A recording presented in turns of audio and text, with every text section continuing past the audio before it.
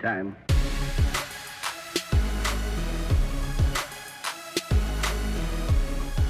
Live.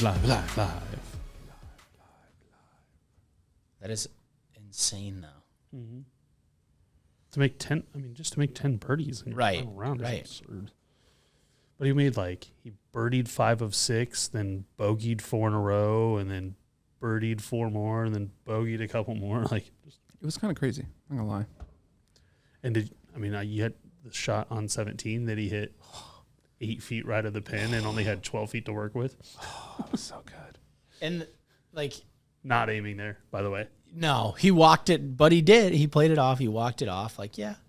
I'm just that good. I'm sure he played it to cut into on the left side 10, 15, 20 feet. And it kept going, and he was like, his start line was off. Yeah. And he was probably just like, oh. And then it ended up. Just waiting for the wind to knock it down. It was fine, guys. Did you hear the little, there was a little clip, was it JT and his caddy? That he asked his caddy, if the wind gets this club, what will happen? It'll be short. Yeah. If there's no wind, what will happen? It'll be long. Oh, all right. Right in the middle. Let's hit it. Just hit it in the middle. Yeah. And he did. And he did. But could you imagine that? Right. There was just some. It wasn't good. It wasn't great. Forgot how actually. There was some weird things that happened this week. All right. Well, let's get started then. FanDuel. Opt in and place a qualifying college basketball wager with cash to make it risk-free up to $25. Thank you, FanDuel. Opted. Thank you, FanDuel. So Stoy will be doing that. It's bet the bracket risk-free. We all get that, by the way. So if you guys were unaware, clearly we're going to be talking about March Madness a little bit more than golf this week. If you didn't know that it's tourney time, I don't know if you knew what college basketball is. It's kind of an important time of the year. Because it's St. Patty's Day. I thought we were doing a wrestling pick and pool nationals this weekend. That would have been kind of fun. They have one. I know. Let's do it. I'm sure you're in one. Yeah. Okay. Yeah. I would pick just by the most badass names. I would do better than I do with sports that I follow just because that's how life is. So if you're speaking that into existence, then I'm gonna knock this bracket out of the park with basketball. Yeah, exactly. Completely anticipate you kicking ass in basketball. I remember back in the day, all I used to do, regardless of their seed, if they were a 4 seed or higher, I would take Michigan State to make the finals or win it because I couldn't bet against Tom Izzo in March. Is that still holding true? I actually did tell somebody. Who did they play? Who did they upset in the Big Ten tournament? Who? Wait, who? Michigan State. Upset. They won a couple games. I know, but they were a 6 seed. No, so Indiana beat Illinois. Yeah, they were on the other side. Yeah. Because they lost to Purdue, I think. Yeah, they lost to Purdue in the semis. Might have beat Ohio State and then somebody else. Possible. Guys, we're not on basketball. Where are you golfing? They beat Wisconsin. Where are you golfing at tomorrow again? Copper Creek. Copper. They beat Wisconsin. What time was your tee time? 10 a.m. 10 a.m.? I got 9:57 at Legacy. Oh, nice. Yeah. I don't know what he's doing. Are you coming or what? No, I'll be working. And I have a haircut at 11:30. Yeah, you're looking a little shaggy there. No, it's not even that. Long story. Okay. But we'll do that off camera. Air. That's off air. But they beat Wisconsin. And I said before that tournament even started, I said it's hard to pick against Tom Izzo. Now, granted, they didn't win the Big Ten championship, but I don't like Wisconsin. All right, as we go. F golf tourney time. Let's do a little recap. Little recap of the. I don't even want to call it the players. There was a golf rain expo this weekend. I don't know what to call it. It just was not golf per se. Yeah, it's the least amount of golf that, especially of an important tournament that I've watched after what happened with the weather delay. Plural. Plurals. All of the delays. Yes, all of them. And then, I don't. Did it feel good? Like it disqualified some guys that should have been there, and to their credit, I did not see any huge complaints from the players because they understood that this tournament was going to be played in whatever fashion it took, and luck of the draw from tee times. So if you were either really early or really late, you got a really good draw, and if you were anywhere in the middle, you kind of got bent over. And guys accepted that, and is what it was. The field and Sunday, Monday was very representative of some no names that were towards the top, and a couple of guys that have shown success throughout the year. So you got to take advantage when you get it, just like NASCAR. See heads nodding. Yep, that's what I'm talking about. I love NASCAR. It's all about luck, right? I love NASCAR. Drive fast, turn left, unless you're on a road course. But I just like my rogue NASCAR throw in there. I don't know anything about NASCAR. Cole Trickle. I just always hear people talking about getting lucky and you're crashing other people, and that's what it felt like this week. Mother Nature was just crashing people. Yeah. Yeah. Yep. But away from NASCAR, how crappy did we do?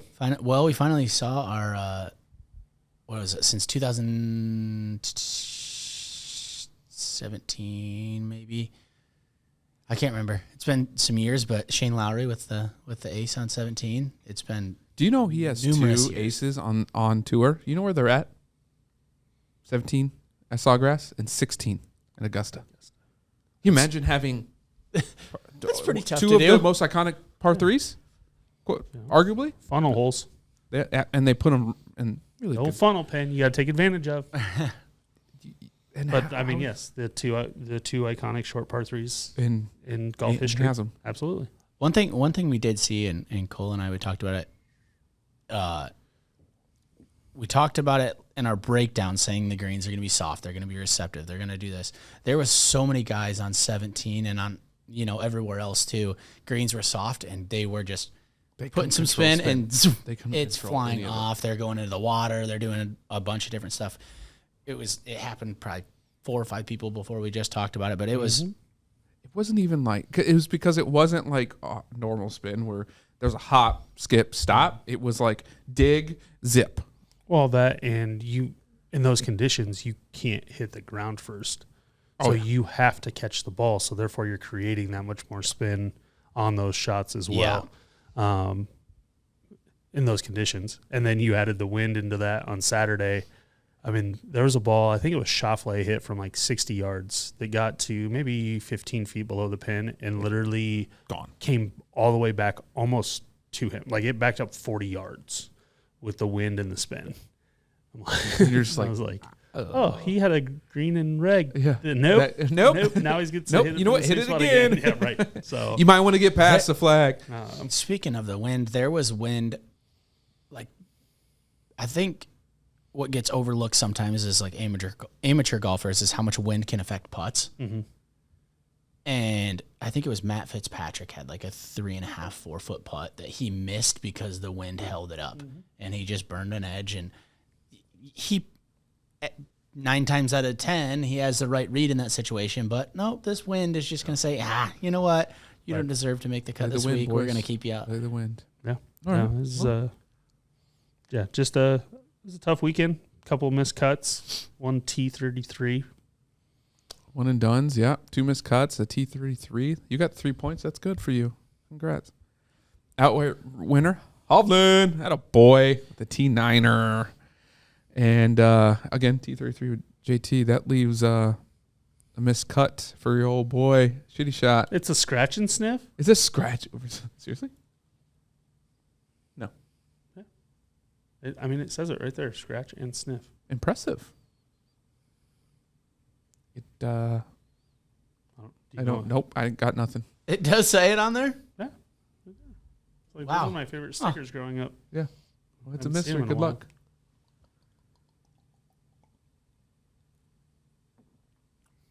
Oh, zoom in on that face, please. I want this captioned out. Oh God.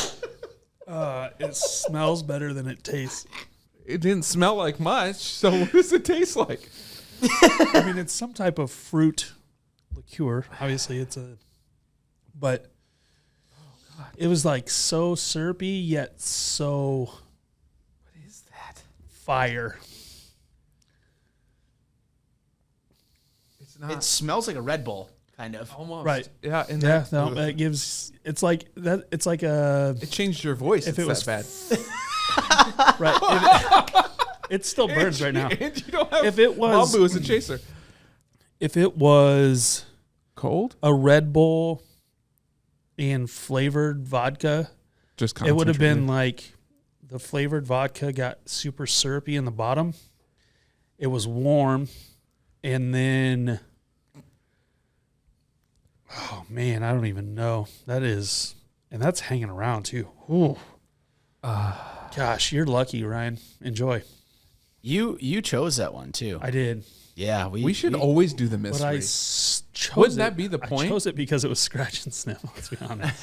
I chose it because Scratch and it's sniff, and it was terrible. I Woo! had just when I got those, I just bought. It was like the 10 for Yeah. $5. We should or find whatever it all the was. mysteries. These are The mysteries we're would be just the play. That's the way to go. Yeah. They 100%. when I was buying them too, Ooh.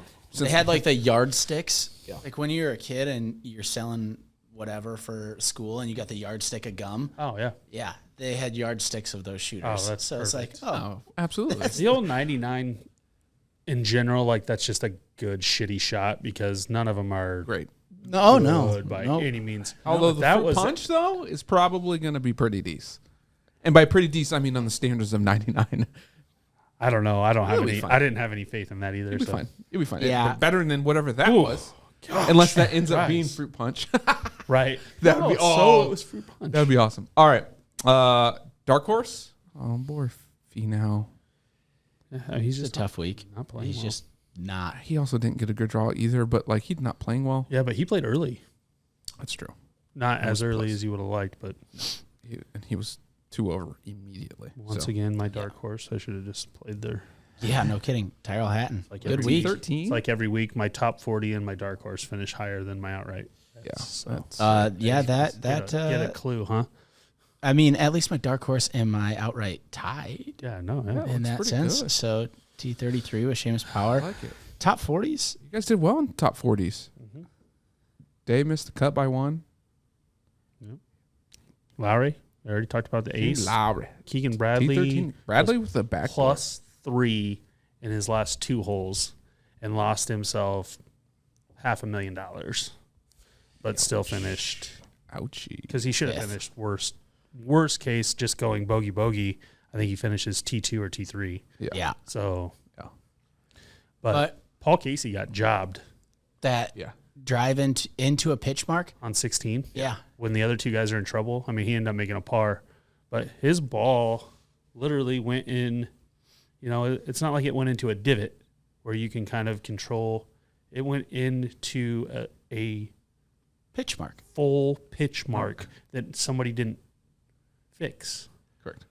So, Which I guess if your ball didn't end up there, maybe you wouldn't have seen it. But like the chances, I mean, your ball is rolling into a ball-sized hole, yeah. meaning that it is 6 or 8 times smaller than the actual golf hole itself. So the chance of hitting a drive into a ball-sized hole Is Well, beyond minuscule. right. It's really, really small. Well, that and for somebody to not see that pitch mark is kind of it kind of baffles me a little bit because of how deep it was. The ball couldn't have gone that much further down the fairway Right. after it was made that big of a pitch mark. Right. So you had to walk over top of Right. that, and even if your ball was a little ways, with the way that those fairways are, you're gonna see that Right. in the would middle think. of the fairway. I mean, there's not a carnival game out there that's been created that would be tougher than what he did.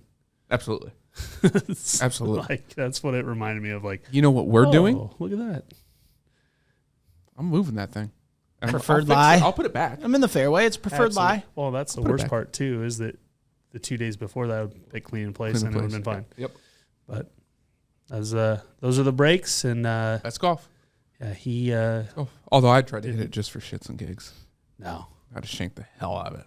no, I'd give the middle finger and pull the ball up and So there give was it the were old good. give it the old P Reed. The P Reed. So there was that, and then So I think you don't get to hear sometimes, a lot of times, just tour players talk and their conversations, different stuff. And maybe this one was a little bit more negative. I don't know how people want to look at it, but hearing Hovland, Dahmen, and Berger talk about, Berger's like, I've never taken a bad drop in my life. I'm not going to do it here. Right. And then them like talking, and you're trying to pick up on the shot tracer where his ball actually goes out in the water and different stuff like that. And it's like, this is a super interesting conversation to say, well, I was at this angle. I started at left of that 16. It ended up there. Hovland's like, I didn't see your ball fade 21 yards or something like that. And he's like, I thought you started here at the pin and it just kept going right. Berger's saying I started at the left side of the green and it faded all the way across or cut all the way across. Like, just hearing them break that down in that situation, even though it was for an unfortunate thing, like for a drop, and, Berger was up there on the leaderboard. I think he was 7 under at that point or something like that. But hearing that whole conversation and the rules official coming over basically saying, hey, you guys had a better angle and it's up to your group to decide where you drop that. For me, I didn't understand that it was up to the group to decide where you drop that. Yeah, they all have to be okay. They all have to agree that they're okay with it. That's fine. Whatever. The rules official told him that, but was it Keegan? Gosh, it might have been Keegan who got penalized on Saturday or Sunday when his ball's resting on the green, marks it. Before he gets a chance to pick up his ball rolls away. What would you do? Is the mark down? The mark's down, but the ball hadn't been picked up. It's marked. It's nope. marked. Nope. What? PGA rules. 2-stroke penalty. He picked the ball up, moved it back to the mark, hit the putt. 9 holes later, got penalized 2 strokes. The rule reads, once your ball is marked and picked up, that you can return it to the mark. The mark means nothing until the ball is picked up. So he got penalized for playing it from the... That what? And mind you, he checked with his 2 guys in his group to make sure they were okay with it, and everybody in his group was fine with it. I was about to just say 99% still got of penalized everybody. 2 strokes, coming back to the point of... It's up to the group. It's up to the group. So in the same event, we had a guy not be able to move a ball from a very unfair lie of which he drove the ball in the fairway. Dumb rule. We had a guy not know where his ball went in the water, or argumentatively not know where his ball went in the water. You can argue shot tracer and shot tracks and all of that, but we all know that those will throw a random spray or whatever, so you can't really trust it. So they're not going to go back to the monitor.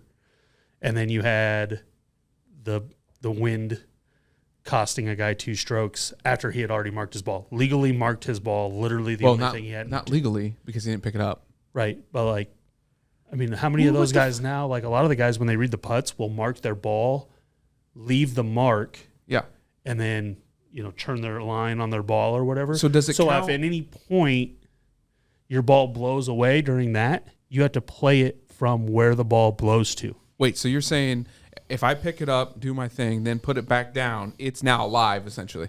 It's live for not necessarily for a stroke, but for the wind. But for and also when they were marking around the green, as far as taking drops. Yeah. I think it was Scheffler.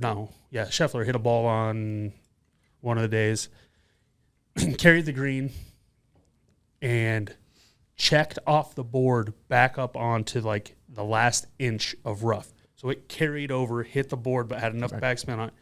And so they were checking whether he was going to play it or whatever. That ball is live. So if at any point between the time he takes his next shot, that ball blows into the water, that ball is in the water because he doesn't ever get to mark that ball. Right. So the official, you could hear him on the mic say, hey, that ball's live, better get going, basically. It's on, because if it falls back on the wood, it's going in the water this time. It doesn't have any spin on it. So all of those things, that one's a little bit different because that ball's in play the whole time. But as far as your ball marked on the green, you're reading it, you're probably not doing that on Saturday when the wind's blowing 30 mile an hour. Right. because now we got to play it from I don't the new think spot. if the ball stops, if the ball is rested at any and point you've in marked time, it, even with what you were just talking about, it stops. Everyone knows it stopped, and then Right. all of a sudden a gust. Right. That should not be, especially if you have it marked. especially if you have it marked. Because isn't that the point of the mark? Isn't the Absolutely. whole thing? And I think this goes, I mean, I don't know how deep we want to get into that because, like, this is all the rules stuff, but, like, this is all of the stuff that like, kind of Super League related. Like, let's take the bullshit out of golf from a perspective of what are we doing? Right. Because Like, outside of that I tournament, think it was Bradley. I'm pretty sure that was Bradley. I mean, the guy finishes. I mean, yes, he finished bogey, double bogey, but like he had 2 strokes on top. It was either him or Casey. It might have been Casey actually. twice. So yeah, I If mean, Casey one of gets them screwed got. twice, that's It was. I think it was one of them too. But Like, I mean, what the are we rules doing? need to be redone to where they get the players involved, everyone involved, and saying and looking at it on tape and going, It was Keegan Bradley. Was it Bradley? So Yeah. let's go with our gut on this one. right. Like, why but, like, wouldn't it be a gut call? But they did. That's what That to one Ryan's did. point. Like we But that one do. did. Like golf does have those rules. Well, and Zach Johnson did it again. He's done it 3 times. It should be a stroke And at this point. the one this week was like, Well, he was close immediately. I had to do a double check just to make sure he didn't swing hard enough to know for sure because he was close enough to the damn ball that it looked like he was swung. addressing. He it. didn't. He swung. Yeah, and I'm just like, first of all, Stop. Back up. Right. Like this is on you at this point. this is strike 3. But that's not a stroke. Right. You hit the ball. And I'm You literally perfectly hit the fine ball. with that not being a stroke. I get like whatever because they're of intent and like there was like you go back and watch he's not even looking down at the ball when he swings. So, but like why are all of the rules not allowed to be that way then? Yeah. Especially when the group agrees. Like Bradley asked the group, they moved on with play, and 9 holes later he gets penalized 2 strokes. Should never be that and way. finishes 5th in a tournament that was Pretty big. There was some money right, involved. That's a $400 and some $1,000 difference in pay over a ball that got blown by the wind that was already marked. Like how stupid does that sound? It's dumb. So I think it's very easy to 2 strokes ties him with Paul Casey for Right. 3rd. And and the other 3 make him a winner if he just bars the 17th and 18th. All right, moving on. Player to fade. I went with Rami. Yep. He was number 1 in the betting when we started, and I faded him. He went T55. Yeah. I'll take it. So I went with JT. It's a good fade. He finished T33. Fine fade. He was in the group with Morikawa, and JT played the best round of golf that I've seen played this year, period. 18 holes in the brutal wind, shot 3 under par, the only guy to break 60 on Saturday, or to break 70 on Saturday, put on a ball striking clinic and saw a T33 as a reward. What would you say that's an equivalent to if, like, Monday's conditions? Like think about that. Is that a DJ course record type play? That's the Obviously he has to make putts. The problem is that the way he was hitting the ball was strictly good if everyone had to play in those conditions.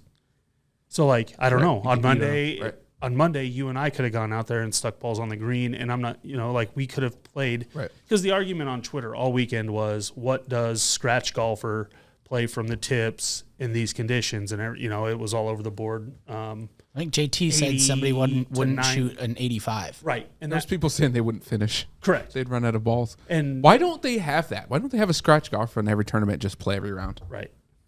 A new one. You could do a new one. Right. Like it would be every cool, time. like Just to a have it. city champ or something like that. Just go with the whatever it last is. tee. Yeah. Just like, or the first tee. And And just go. so, like, That'd that be cool.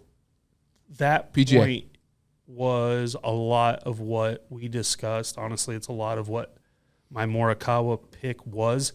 And playing in the rain. Yeah. Now, JT didn't play in the rain. He played in the wind, which is, that's 2. But that's also the Tiger effect, in my opinion, on JT, is he has learned. There's no better flighting of the ball person in the history of the game. Nope. From a perspective of right, left, up, down. Some of the shots we've seen Tiger hit from All the the positions spins. we've seen him hit it are magical. and what make his myth so amazing. Right. But like JT, like they're best friends. They play all the time. That's another brother for Tyler. That's another, or for Tiger and for Charlie. Right. You know, those guys are all hanging out, and like you can't tell me JT's not learning those types of things when they're. But I mean, really, we got one great day of watching JT, and then you got 2 decent days of golf, but you felt cheated from the days that guys didn't play and the day off for some guys. I mean, Max Homa was literally tweeting about being at the Batman movie. Yeah. He's giving an not 88, wanting to 88 play out of so 100. that he could go to Batman. Right. That was the mindset on the toughest day of the tournament. Half the field didn't have to worry, had no mental or physical play on the course. And, you know, that's why, like as a fan, I feel a little bit cheated. You think it would have been more fair just to postpone it a whole day? You either needed to, and that's the thing, is like that's tough because you canceled all of Thursday, well, most of Thursday and all of Friday, basically. And so you didn't play any in the rain, but you played in 30-mile-an-hour winds. Now, I get it from a course condition. You can't tear up your course in those types of rain conditions, but you actually probably would have seen fairer golf in the wet than you would have seen in the wind that some of those guys were forced to play in. And not only forced to play a round, but a round and a half. So in order of their first 2 rounds, they had to play 27 of their 36 holes in the worst possible conditions for players to play a round of golf. Yeah. And so, like I said, to their benefit, nobody came out, and they knew that had to get in. It was the largest purse in the history of PGA. Everybody knew. And yeah, I mean, they knew they were going to play, and luck of the draw type of thing. So it is what it is. But from that perspective, I just don't feel like we saw the best golfers compete for the highest purse, and I think that's where I feel a little bit cheated. I agree. That being said, with that, can't discount the fact or the way that Cam Smith played, because that was incredible. Yeah. No, we've talked about Cam Smith and up and coming Aussie, and we showed up. Yeah. Like that was and one putting for 8 out of 9 holes, like to finish it out. Like he closed the door. Like there was only I think at one point there was one time where I looked and he did something bad during that round, and I'm like, oh well, maybe he falls off. Nope, not at all. He just kept chugging along, kept putting well. So who'd you fade? I faded old Matt Fitzpatrick, and I had zero reason to. Basically, we talked about it. He'd just been steady Eddie and getting top 10s, and for whatever reason, I just didn't like him, and he missed the cut. So that was a good fade on my end. However, although Cole said that JT played the best round of golf that he'd seen, we had the side bet that JT had to finish inside the top 10. Otherwise, I had a shot. And so here's my third shitty shot of the year. I'm just going to keep one for every week. You're winning. One for every week, baby. He's got the lead. Unfortunately, you're clearly in the lead. Yeah, I meant lead being not the shittiest shot person. No, that's true. Nope. Not bad. This wasn't Fruit Punch. It was not Fruit Punch. God, what was this? I don't know. Maybe Mystery is literally just a mix of all of their 99 flavors. At the bottom of the barrel or something? That's not bad. That's smart. It gets worse. Like, the taste gets worse. Well, it's your 99. eyes are starting to water a little bit now. Yeah. The taste gets worse. Initially, it had some actually pretty good overall fruit punch standings. Flavor. We've got overall points. I am in last with 20. Cole's now in second with 25, and Ryan with a huge week got to 28 points. So good there. Shitty shot. I'm on goose egg. And in golf, you want the lowest amount of points. You're so average. In the shitty shot. The fact that you're losing and have zero shitty shots just tells us how average your picks are. Right? You're so boring. I'm so boring. But I feel good about it. I feel good about not that. He's making his misses count, and he's missing in the right places. This is golf, right? This is our golf podcast. Yeah. Your misses have to be in the correct spots, and my misses are in the correct spots. He's missing. When I miss on points, it's, we miss cuts. We don't get points. No 3 putts. But going forward, we're going to have 99 mystery. So maybe this will be my week. No. Nope. Not your I week. would probably try not to wish that upon yourself. Oh, I'm not. No. I mean, I'm going to try to keep my zero to the point where it's just, it's over. There we go. All right. So this week, we head over to Palm Harbor, Florida for the Valspar Championship. It's the last course I think there's four times that they play in a row in Florida, and it's the last course of that stretch of 4. Innisbrook Resort, Copperhead course. Total yardage, 7,340, par 71. We have 4 par 5s and 5 par 3s.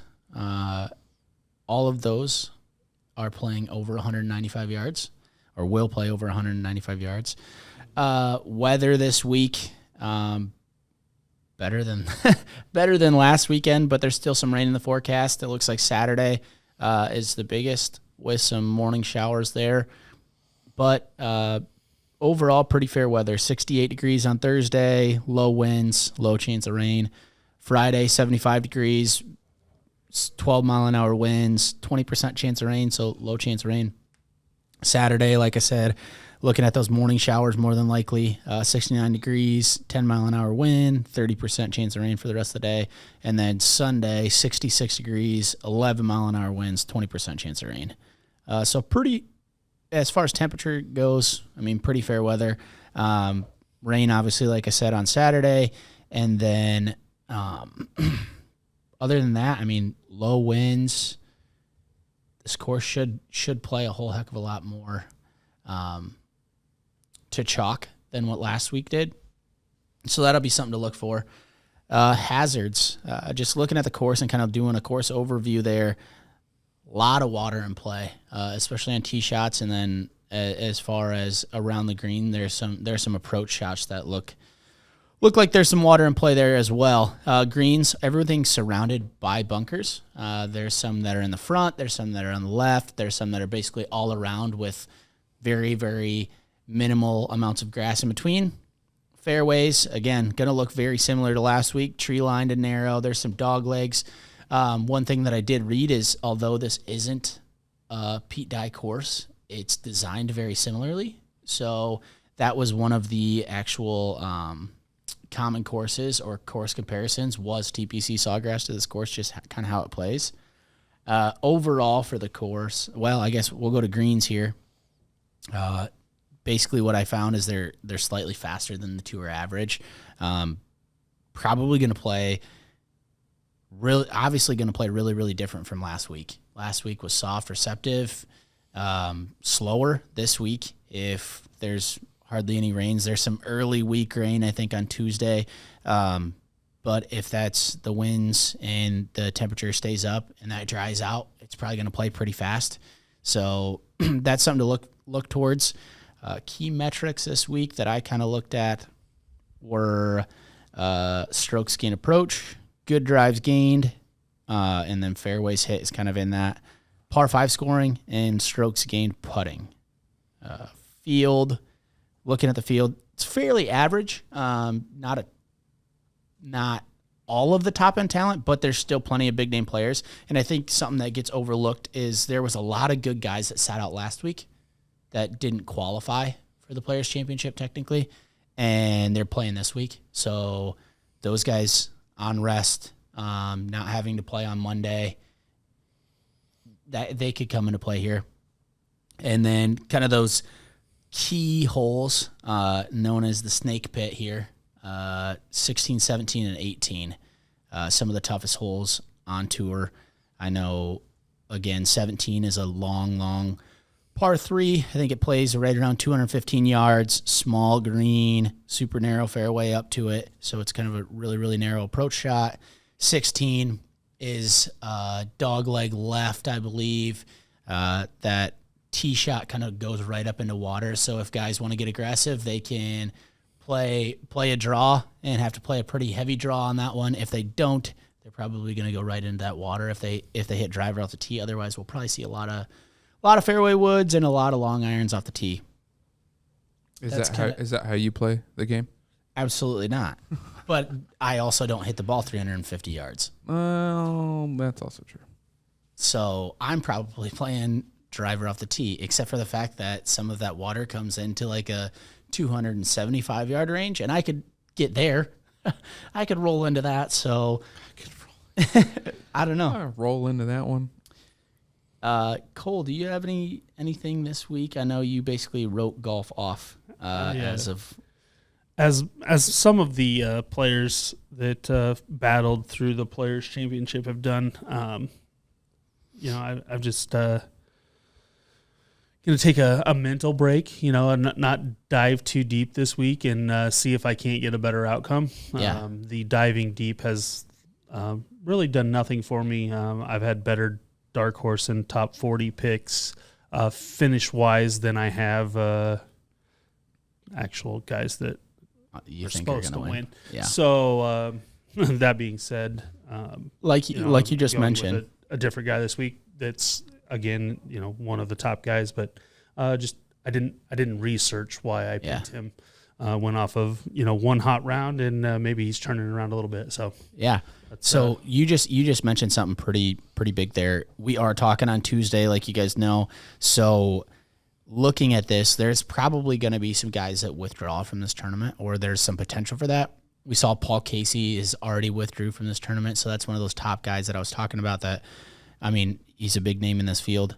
He withdrew from this tournament, obviously, after playing a long weekend of golf, five days rather than 4 days that they're used to, with some hefty breaks, and for him, pretty mentally taxing, hitting into a pitch mark, getting unlucky on a couple situations there when it comes to, potentially winning a tournament and making a lot of money. Yeah. Not that he didn't make a lot of money anyways, but so I'll kind of go through this 16, 17, and 18 here, just based off of kind of the small things that I've read on this PGA Tour website here. So 16, it literally first word says one of the toughest scoring holes on the tour. So it's a par 4. They call it the moccasin, and it's basically, they said, it tests players' ability to hit a controlled fade into a very tight fairway. So I'm guessing that means, so based off of the look of it, and I can pull it up here for us remotely, Stoy, if you want to change. Well, let's log back in here. Yeah, I got to log back in too. But as we're going through this and as we're logging back in here, I'll show kind of what that hole looks like here.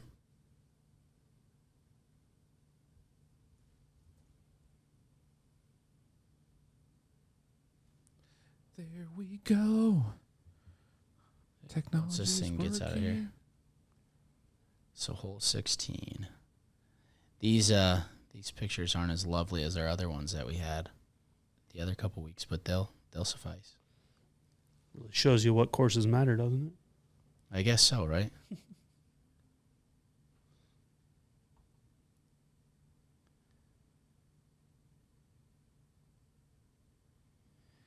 All right, so you can kind of see it here. Kind of looks like a moccasin. That's probably what they went with. You can see it here. I mean, like I said, controlled fade. I might have been mistaken. I might be looking at a different hole when I was talking about water in play on this hole. But anyways, again, like they said, controlled fade, tight fairway. Looking at the actual scorecard that I did earlier, basically every single fairway has just got a ton of trees around it. So if you're missing, you're going to miss into the trees. I'm sure rough's going to play very, very similar to last week as well. Similar grass. I know it was Bermuda last week. There's kind of a mix. There's a ton of Bermuda this week, and then I can't remember the other type that they had, but greens very, very similar as well. Bermuda greens, some POA on there as well. So 16, like I said, controlled fade around there. 17, once we jump into that. This one's called the Rattler. So it's a long, narrow par 3, very narrow green, bunkers and trees protecting both sides of the hole, making a birdie a really, really good score. So one of the things that we mentioned is grinding out pars this week, making sure that you're not losing. So there might be water. I'm pretty sure there is water on 16. That is just not going to show you the water. Yeah. No, so let's pull up. See if I can pull up Valspar's scorecard here.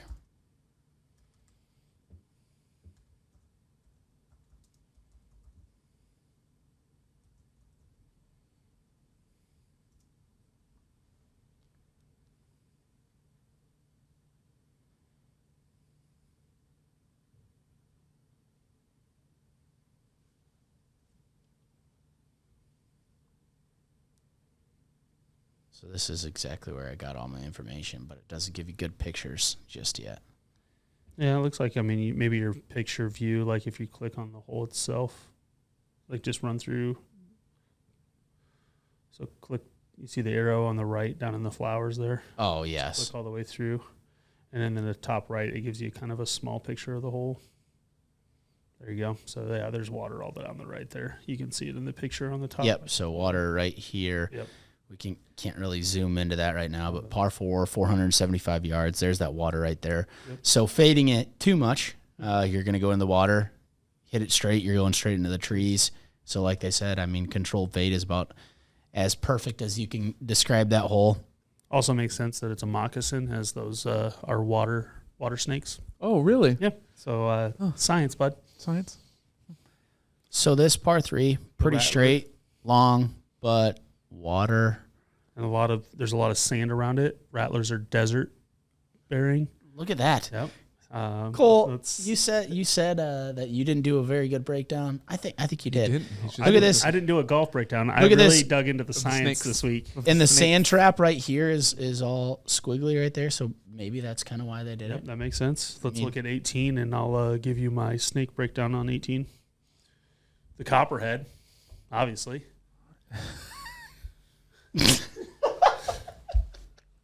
I think that mystery shot got to him. Based off what they say. Whoa. So what I read, this hole does go 40 yards uphill, so it makes those approach shots really, really tough. It kind of gives you a false narrative as to where you're hitting the ball, where that pin's actually located. So it's like they call it the ultimate finishing hole. Putting surface slopes back to front and has bunkers short and long, so it's sloping back towards you. So if you put any spin back on it and you have an upwards approach shot, it's going to come right back at you, potentially making you chip again rather than just be putting. You know what we don't have to worry about? So much like Copperhead snakes, which are the most likely to bite, but the least likely, to kill you. Things can go a little awry on 18. Oh God! Can we get to the picks now? We can. We got it. My friends, is we got it. The snake pit, moccasin, rattler, and Copperhead at the Valspar. So you had to do it. You had to do it. I didn't even see yours down there. Yeah, I didn't. I actually did not see yours down there. That was my favorite part about everything. I didn't even. Yeah, I loved it. Well, love to see it. Love to see it. Absolutely. So where do we want to start this week? Let's start right in the middle. Right in the middle? Either the dark horse or top 40. Let's go dark horse. We got 2 in there. Hey, my dark horse is actually dark, so. Oh. Dark horse, 50 to 1. For those out there, that's plus 5,000 or longer odds. So this week, I like a guy who had a sneaky decent finish. Didn't you fade him earlier in the season? I'm pretty sure you so. faded him at the Honda. There's nothing wrong with fading. Yeah, I did fade him at the Honda. And it bit you. Yeah, it did bite me. Anyways, move on. But he's my dark horse. Actually playing decent golf. As of recent, like I said, he had a sneaky finish. I think he was top 30 last week at the Players. I like Alex Noren this week. Noren. I think last year he had a decent finish here, I think. Yeah. So recent course history, he was 21st last year. So pretty good finish. I like it. I'm going with Harold Varner, the third. HV3. HV3, baby. My dark horse. I can say that. You know why? Do you know why? Do you guys know why? Anyways, in decent form. 6 last week and won the Saudi. So this week is all about players that are either trending up or hot of some sort for me. Based upon zero research, like I always do, just my gut. Mm-hmm. And it's boding well. We're all right with the shitty shots. So Harold Varner plus 7,500. I'm just going to go with a guy that is he's just steady. Webb Simpson. A little Webb. He's battled a few small injuries this year, stuff like that. But a guy when he's playing well that has proved he compete. He'll compete at the top. So what are his odds right now? 7,000. Okay. Look at us.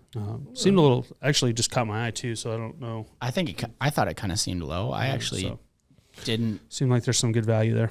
Yeah, I didn't hate him. I potentially thought about taking him. He's got some course history. 2018, he was T8. Mm-hmm. But he didn't play last year, so. Yeah. A lot of guys didn't play last year. So yeah, there was a lot of.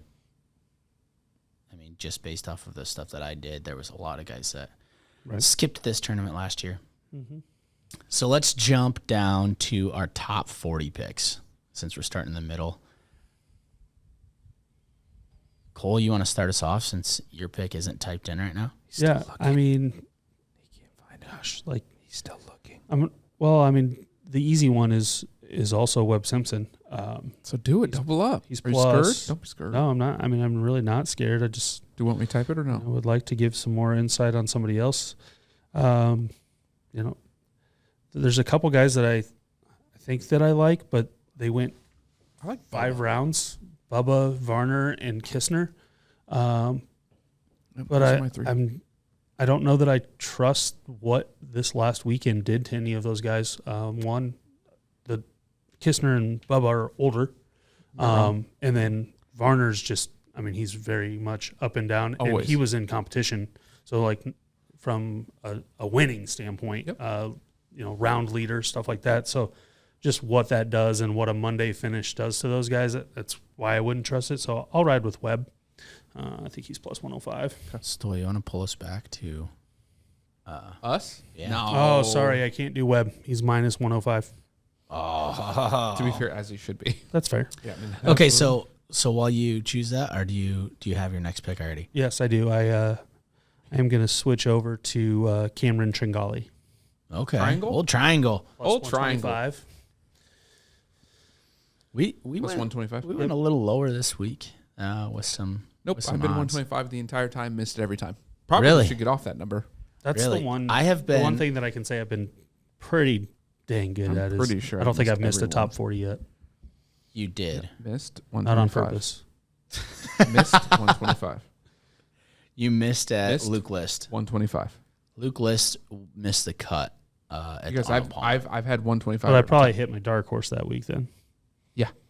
T11. Yeah, you went T11 that week. Yeah, that makes sense. Yep. Yeah. All coming together, guys. All coming together. So Come on, Kiss.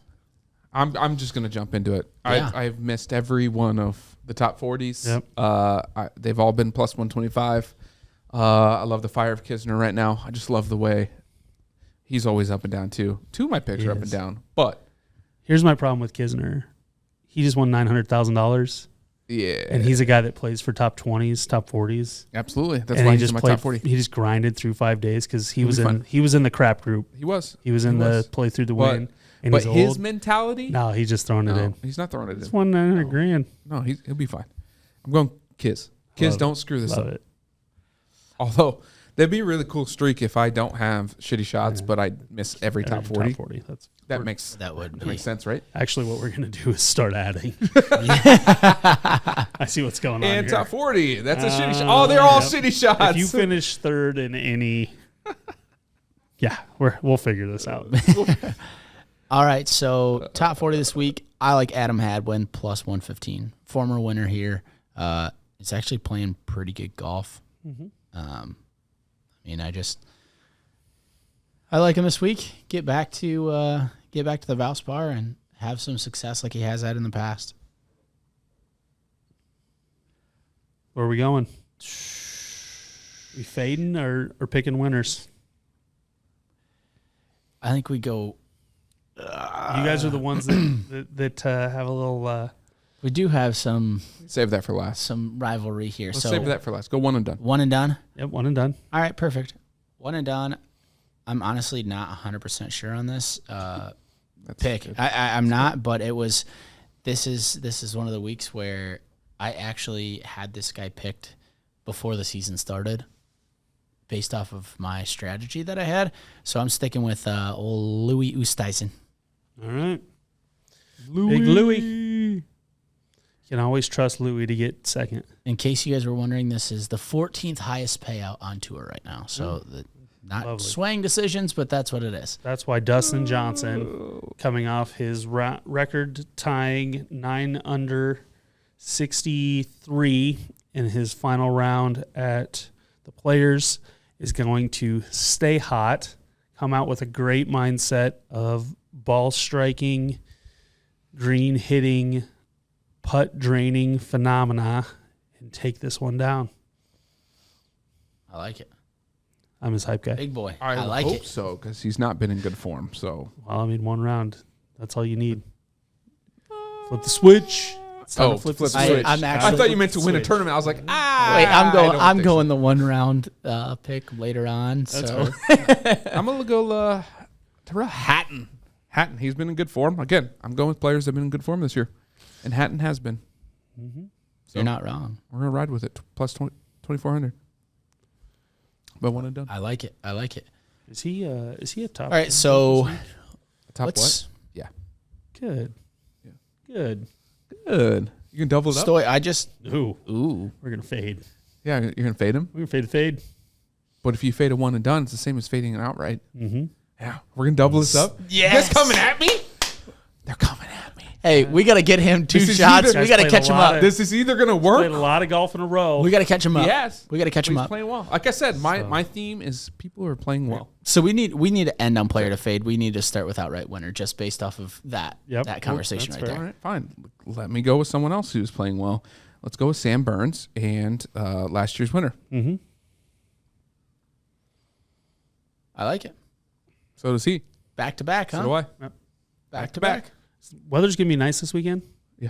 You know who's bouncing back this week that I can't pick in my one and done? Colin, which gives us a double I thought about him too. On that from one. what I'm seeing below. Yeah. I We're thought gonna add a lot. that's why mine says, and we'll get there, but mine says prove it I see because it. same thing. I thought the same thing. We're up to 4 now. Then Yeah. All right. This is like an all-in week for me, huh? If I come out Ryan, you see what's happening here? if I come out with a 0, are you guys gonna be upset? I mean, that's likely to happen. You're just gonna have to drive us home. So you like Colin Morikawa? What's his odds? You should know that. You typed it in already. Oh, right. Plus 1,200. They're coming at me. Why are you guys All right. coming at me? Well, I'll go second on this one and let you end this and jump into our player to fade then. So I like Abe Answer this week. He was top 5 last year. And the metrics that we talked about below, he's actually playing really kind of tour average, above average golf right now. Legitimately with, playing top 20, top 40 all year. Like that's what he's doing right now. He did go 5 last year. He finished 5th last year. Yep. So I like Abe Answer. Not a bad pick. Abraham. So is this what you're doing? Here? The dog father. Who are you doing? Throw? Mm-hmm. What is he? I think he was 10th, I thought he 9th or 10th. one of the two. But we got to know for certain. He's 6th technically. He's tied 6th. 5, 6. He's 6? I've got him at 8. order. I've got him at 8th. 8th. For what? Or am I not seeing that right? I mean, Oh, that's finishing position. Sorry. well, yeah, that's how I go off of it. Finishing. Oh, I go Oh, PGA Tour You got to winner. go off winner. You got. He's 8th. 1, 2, 3, 4. I mean, are we considering him eighth, or are we considering him Eighth. sixth with the plus Seventh. 2,400? Seventh. Seventh. Tied with everybody. 1, 2, 3, 4, 5, 6. He would be seventh. He'd be seventh. Seventh. Outright winner, seventh. That's what we go off of. Yep. All right. Anyways, apparently they're coming at me this week with the player to fade and our shitty shots. So, I got Morikawa. He's on a prove it deal for me. I didn't want to take. I thought about taking him outright winner just because I took him last week to keep going with that. But I don't want to pull that trigger yet. He has to prove it because he didn't look well. He didn't get a good draw, but he also played with JT and JT played well. So we'll see it. He has to prove it. We'll see if he got rattled or not. He also didn't play all weekend though.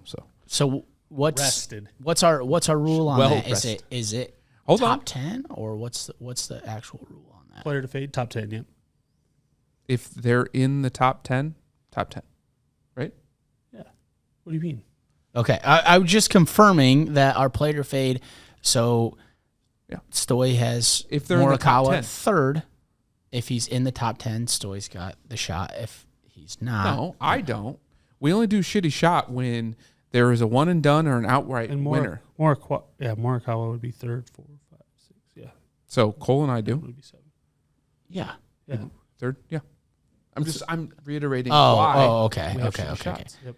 And then same thing for Hatton. So he's seventh. Is that still a top 10 finish there as the fade? Since he's so far down in that? I mean, What do you mean that he's seventh? So he's seventh, Right. but like a fade is 3 positions still a fade?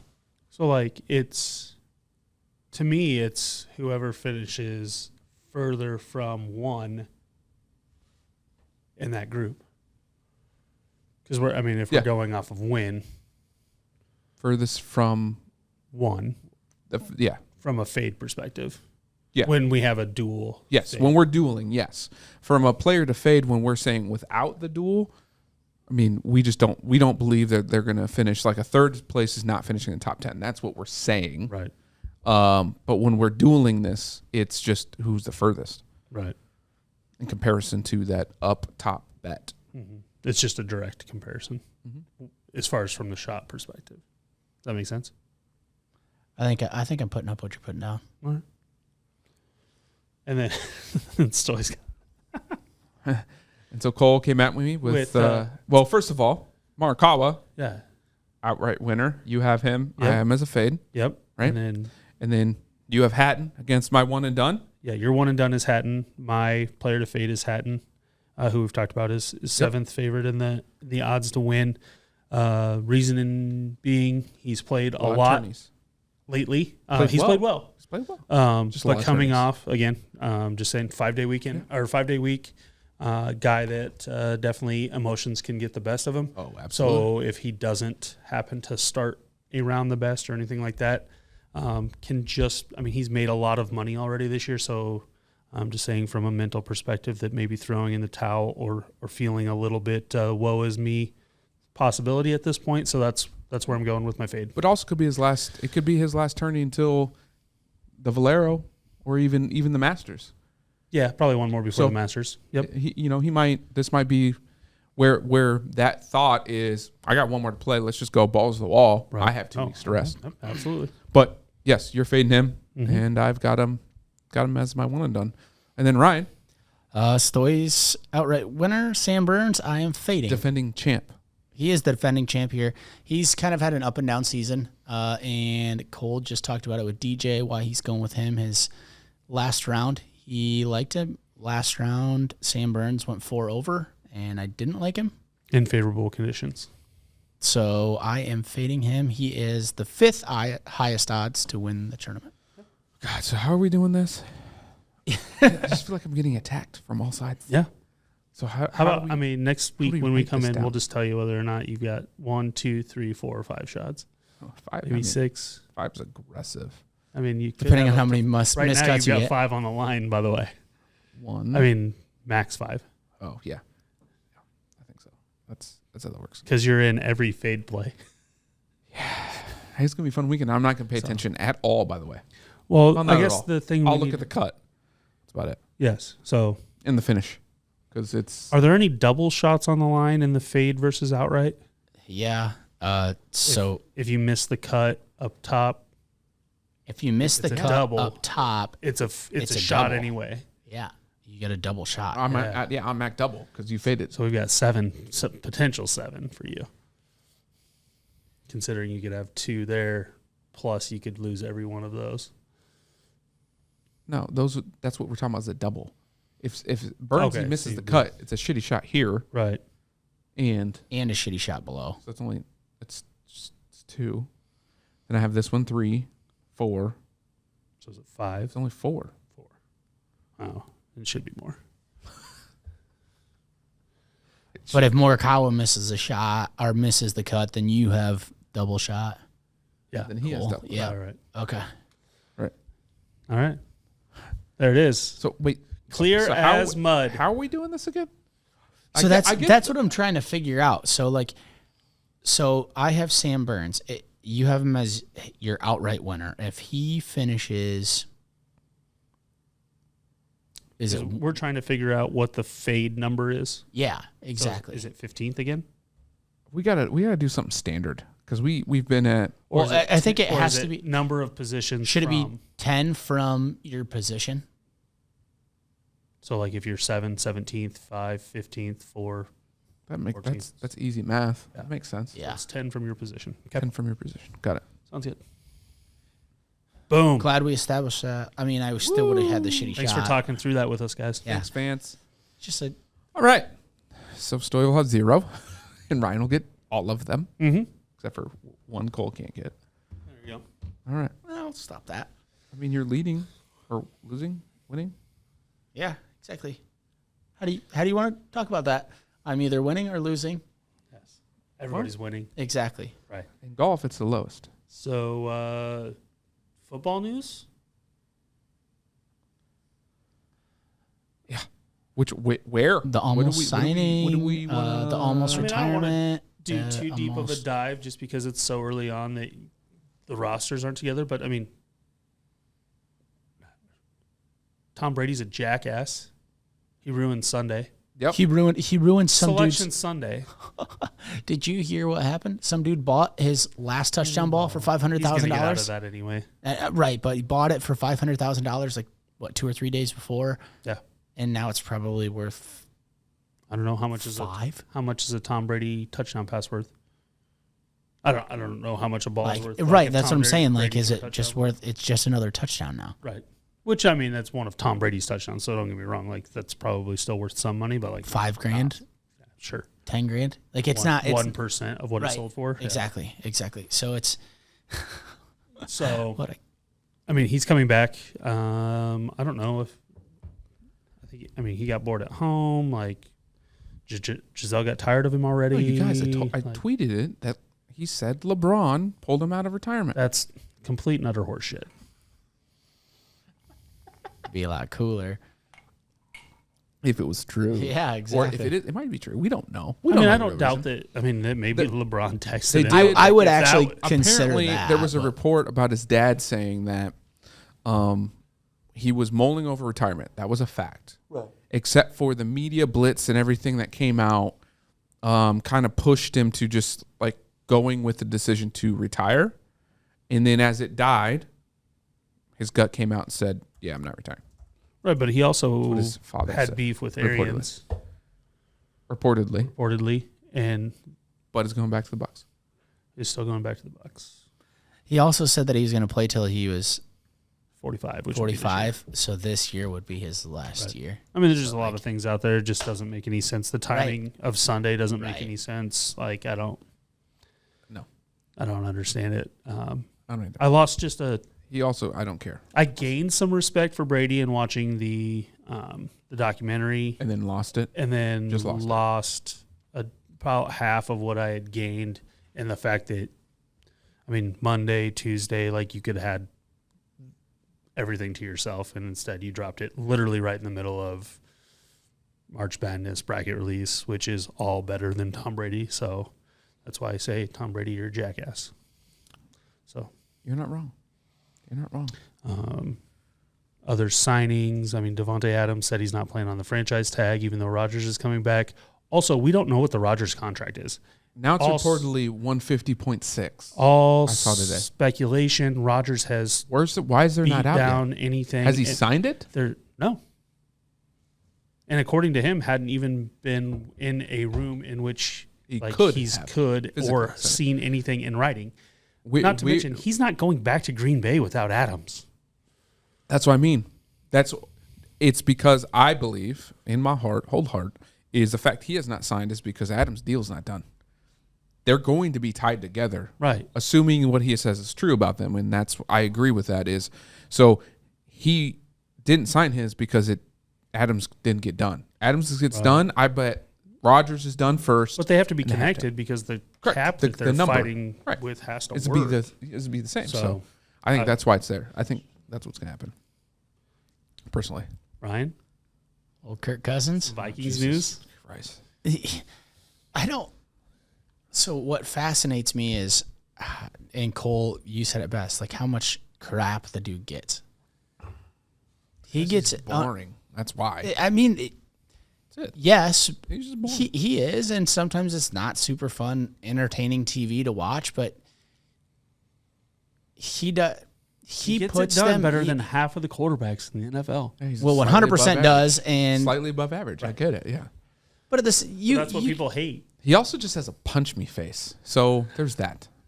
Those are all reasons why he gets so much hate. You're only defending him because he's a Vikings quarterback. I am absolutely You would not not only- have defended him when he was on the Redskins. And I can say Redskins because it was back then. I am not When he only was defending there. him for that. Not the Commanders. I am defending him. Is that right, Commanders? It's twofold. I've lived through some really bad Vikings quarterbacks, very bad Vikings quarterbacks. You had And- Culpepper. Calm down. And Favre. And Favre. And Favre. Okay, Yeah. I mean, you've had Matt Ryan forever. You haven't Vic. lived that I know. long.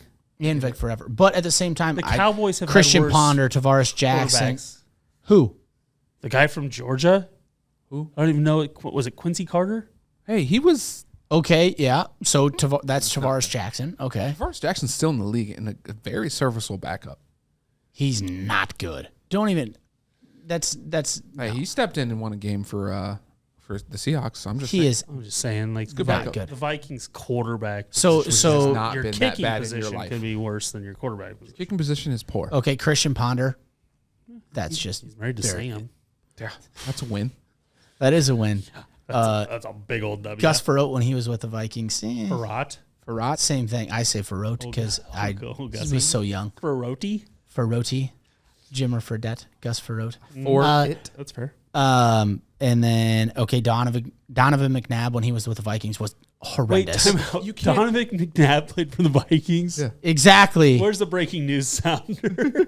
He was horrible when he was with the Vikings. I would have lost money if we would have bet on that one. of like probably more than Yeah, I'm but you willing can't to- say because he was there it was terrible. He was a good quarterback. He just played poor in the Vikings. So is it the quarterback or is it the team? I do not believe that Donovan McNabb played for the Vikings. I'll find it. I'll figure it out while he What? continues to I've- defend a bad but, Like quarterback. more than a like. how a, am I like how an am I entire defending season? how am I defending a bad quarterback that has top 5 numbers in almost every single category? Just a stat. He just piles those stats up. He's just stat baller. He's just boring. I want to punch him in his face.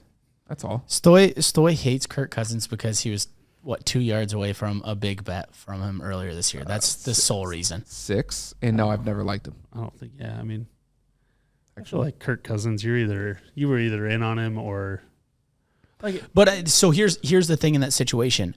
So I think this was probably the best He decision. was there for less than 6 months.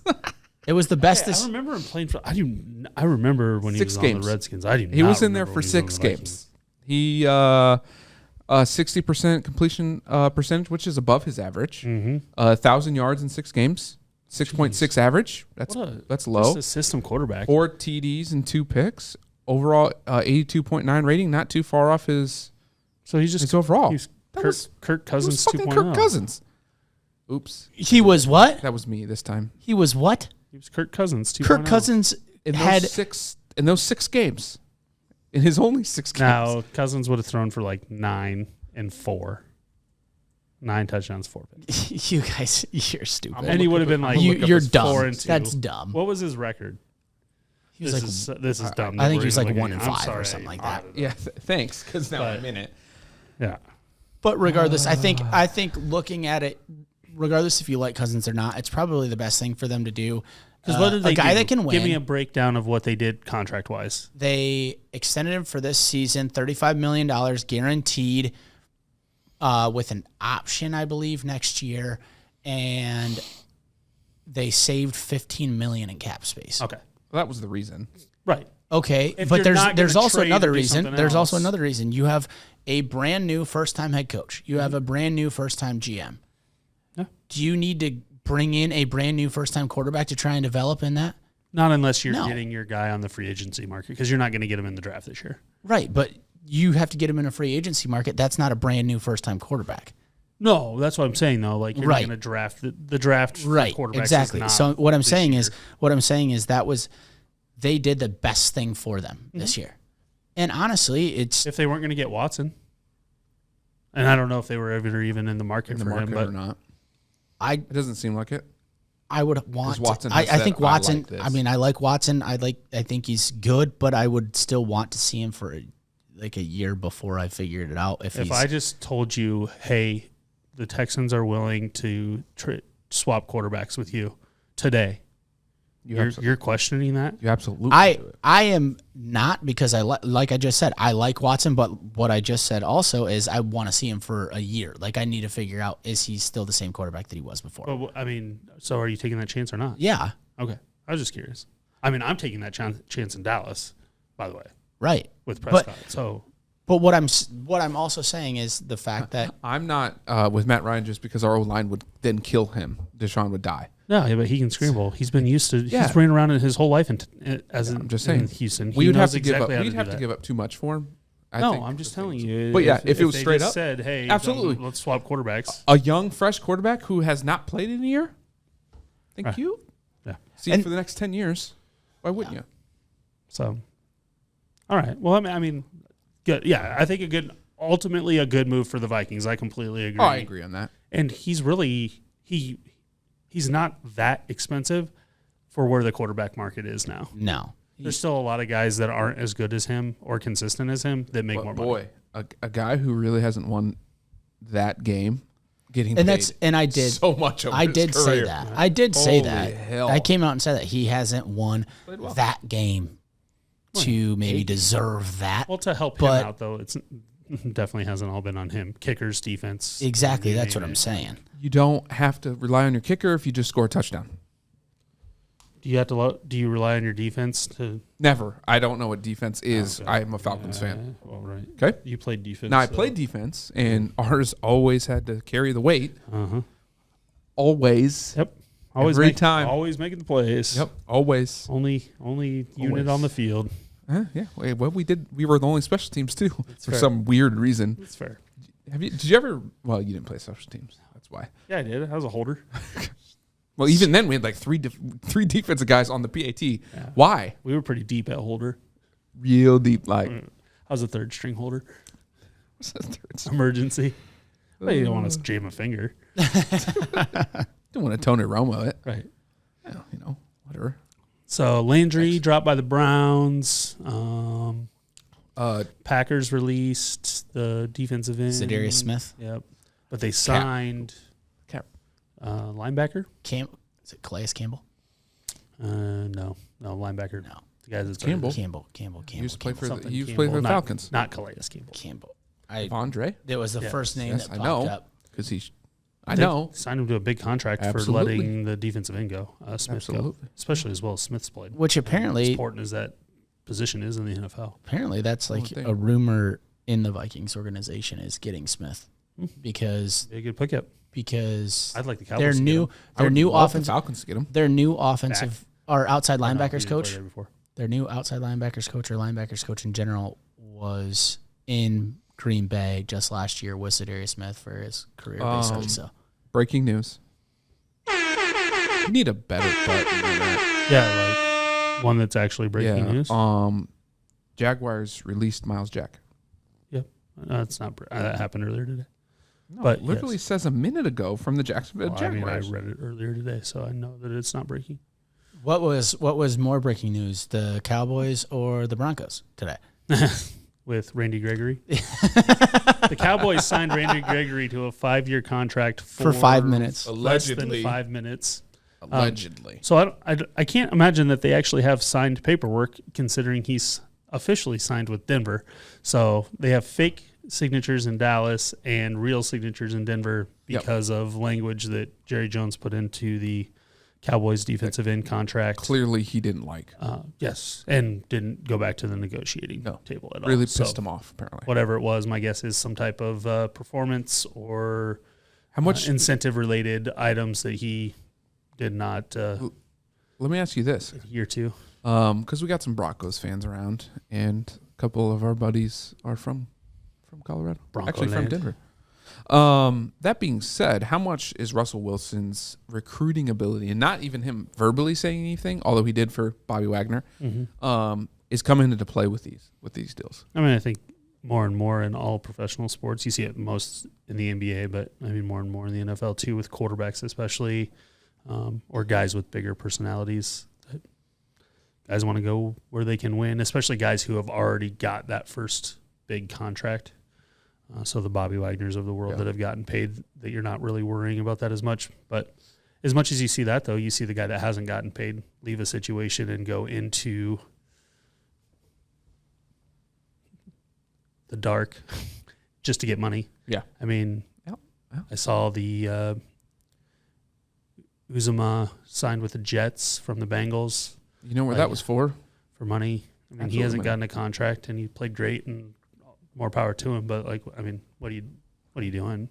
You don't do that. Like, you don't leave Burrow for Zach Wilson. You also playing on a winning team. Right, in a winning culture with young guys. Like, in the overall picture, you will make more. Right. Whether that's sponsorship deals and all long term, you will make more being on the winning team. Well, and he was a key piece of that team. Like, Burrow and him had their connection and whatever. And I don't know.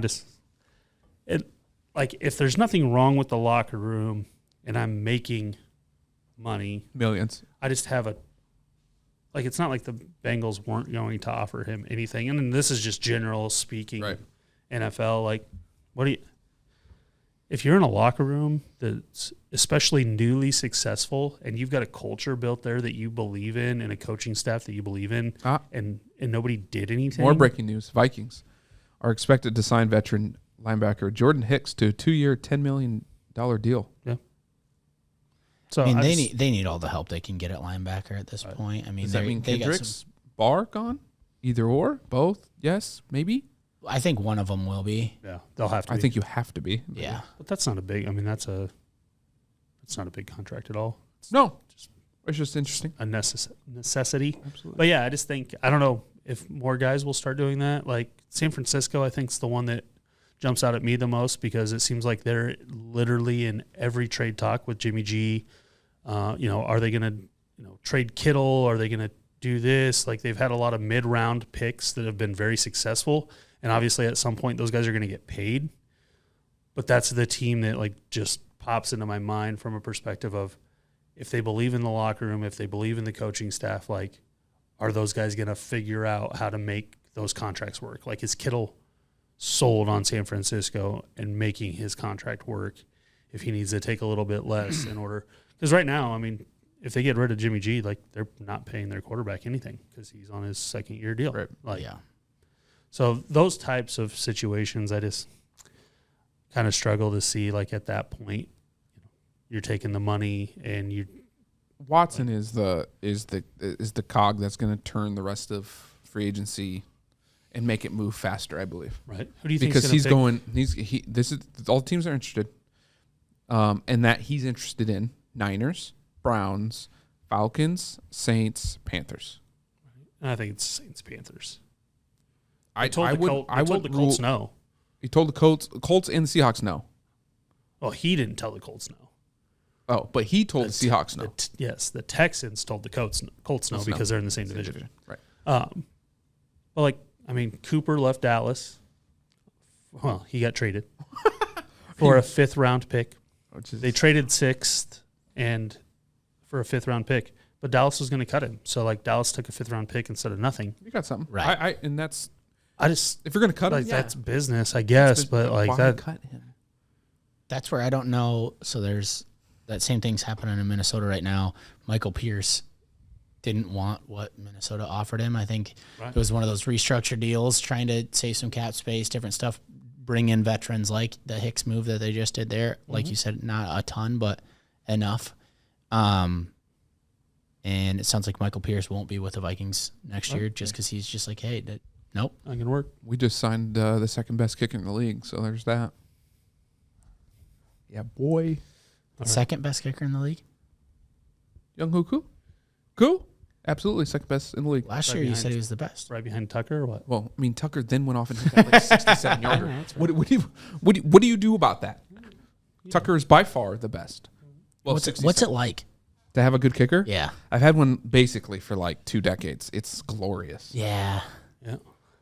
It's really good. You know when they go into like the 50, like 53, 50 Dallas yarder dropped or their whatever, kicker. and you just go like, oh, they possibly could miss this, and then they just don't ever. Yeah. It's nice. That was I think what was frustrating when Dallas dropped Dan Bailey and the Vikings picked up Dan Bailey. I was stoked. Dallas just knew. And then they're like, oh, no, he's at his threshold. We're gonna move on. But Greg the leg's gone, so I'm glad to see that. The guy was so inconsistent. So I don't know. Gallup signed 5 years, $65 million, which is about half of what Cooper was worth. So that's what Dallas kept a guy coming off of ACL for half the money. I think if he stays healthy, he's great. The big thing is he double the player? I mean, he's not half the player. So when healthy, he's more explosive, less of a possession guy. So half the money, potentially the same player. As far as an output goes, I think output will be similar. They're just completely different guys. Yeah. I mean, Gallup was the one guy we could throw the ball up to and just go get it, whereas Cooper was immaculate route runner, just a guy just a glue playmaker, guy. make plays. Yeah. But we lost Cedric Wilson, who had become a receiving favorite. We just talked about that too. Dak, and that was huge. That to me, that was a bigger blow to what we do as an offense than Cooper, just from a replacement perspective, is because Wilson was just kind of a jack of all trades guy. Not that you can't find that guy, and it seems like more and more in the NFL you can, but a guy that's built that rapport with Dak, and I don't know. I'll be interested to see where he ends up, and if he ends up being good. Is Cedric Wilson? Did he go somewhere already? He's with the Dolphins. Dolphins stacked up. That's where people go to die. Bridgewater's going there as a backup. So I don't expect Wilson ever to be heard from again then. And he was actually a viable fantasy option with the Cowboys all season. So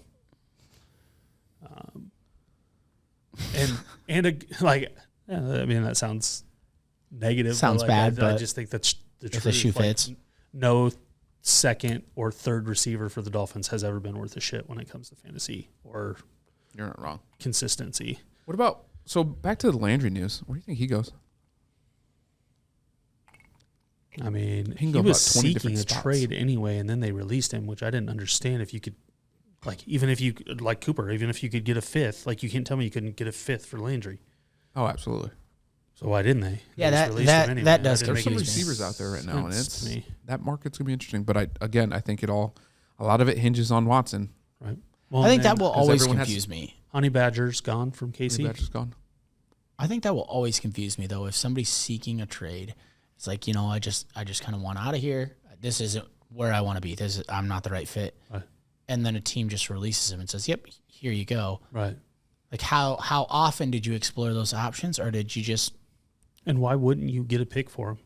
There's a reason. They don't just let it happen. Right. About Amari Cooper's only worth this and Zeke is worth that, and it's like that's irrelevant. Amari Cooper is leaving unless we pay him $20 million. Right. It doesn't matter what you're paying anybody else on the roster.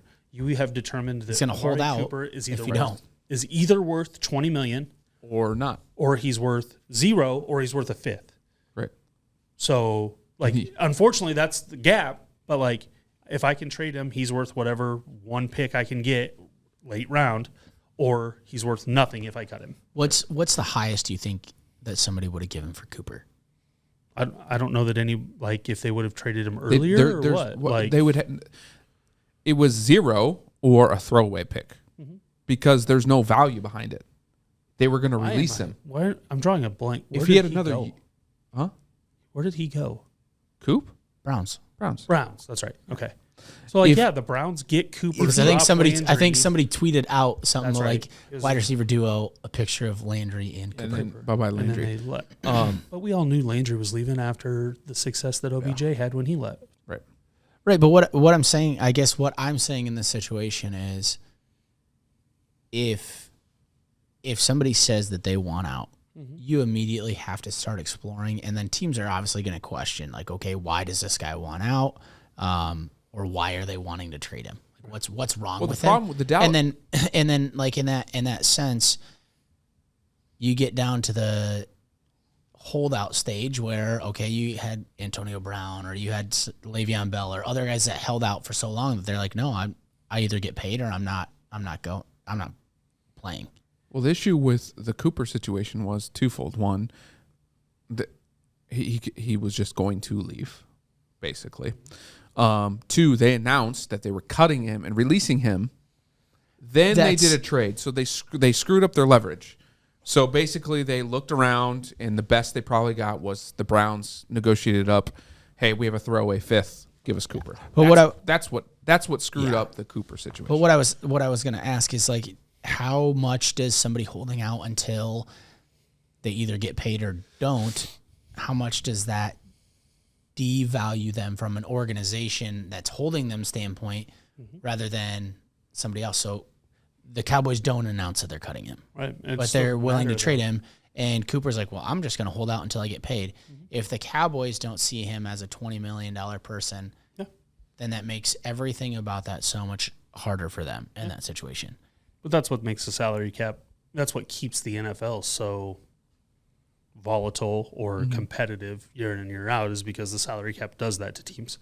Because not only are you handicapped by the salary cap, but you're also handicapped by the fact that your player can handicap his own value by just basically kneecapping the team and saying, well, I want out of here. And then everybody else is like, well, he's not going to play for them, so we'll get him for cheap, even though he's technically probably worth a second-round pick in my eyes at this point. Yeah, high end. As far as mileage goes, depending stuff where the like pick that. is, like that's absolutely where a receiver of that caliber would be. That was my final economics paper in college, was like a Moneyball theory salary cap paper. Yeah. That showed how much it cost parity and different stuff, and how much it actually brought stuff to life rather than people being able to pay everybody and nobody ever wanting to play for these other teams. Right. It's super interesting to actually see that come to fruition, and trying to do that for football is a little bit different than baseball, but it was pretty cool to write about and actually do research about. Nice. Comp picks just came out. Some teams really do well in comp picks, like the Rams. The Vikings have 0 coming. Atlanta has 1, a 6th round, and Dallas has 2 and 2 5th rounds coming in comp picks. Just for a little heads up, that just came out. San Francisco has 1, 2, 3, 4, 5. What do those what do those come from? Chargers have 1, 2, 3, 4, 5. Are those all via trade, or are those dudes, or is that some guys because falling off their... comp picks come from when you lose a free agent. It's either losing a restricted free agent or a free agent to somewhere based upon how they play, blah, blah, blah. Right. I don't know. I don't actually know the exact thing, but that's what it comes from. Some of them, are in trade where it's like, but I think those are more so it's either a 2024 third rounder or depending on his play, it could be a 2024 second rounder. Right. You know. Nope, that makes sense. All right. So I think that's our football news. Do we another drink? Don't do that. Do we break? We haven't got to the damn March Madness. Do we break? That's what I'm waiting for. Oh, okay. Yeah, let's break. Drink. Ready? Break. There's no playing games. It's round 1. No, they're playing games. It's round 1. They're in the tournament. It's 68 teams are in. Congratulations. Just 4 have to play before everyone else gets to play. Okay. No 16 seed should have to play in a play-in game. You're a 16 seed already. Right. There should be no. It should not. It should be. But they're not 16 seeds playing in. Yeah, they're playing each other. No, not all. No, they're 16s. not. It's not 16 seeds. Yes, it is. It's an 11 seed. It's Rutgers. It's two 16 seeds and two 11 seeds. Correct. It should never be the 16. There should never be 16 seeds playing in. No. It should be at-large people. Actually, there should be just 64. Well, we don't have to get into that. Yeah, so there's a 12 play-in game. There's an 11 play-in game. 11 game and two 16. Two 16 games. Why? Because the NCAA is still idiots, even though they're trying to make it better. Somewhat showing. Oh, yeah, there is 2 games tonight. Oh, it is Tuesday? I thought it was Wednesdays. 2 and 2. The Texas Southern and A&M CC. So Tuesday games play Thursday, Friday games. All right, game starts tonight. Jeez. That's on me. But all your brackets, everybody's bracket has to be in by the 17th is what it is. Thursday, yes. The bracket starts Thursday. But they're playing. Do we have the bracket up? Yeah. Well, no, because I have to log back in.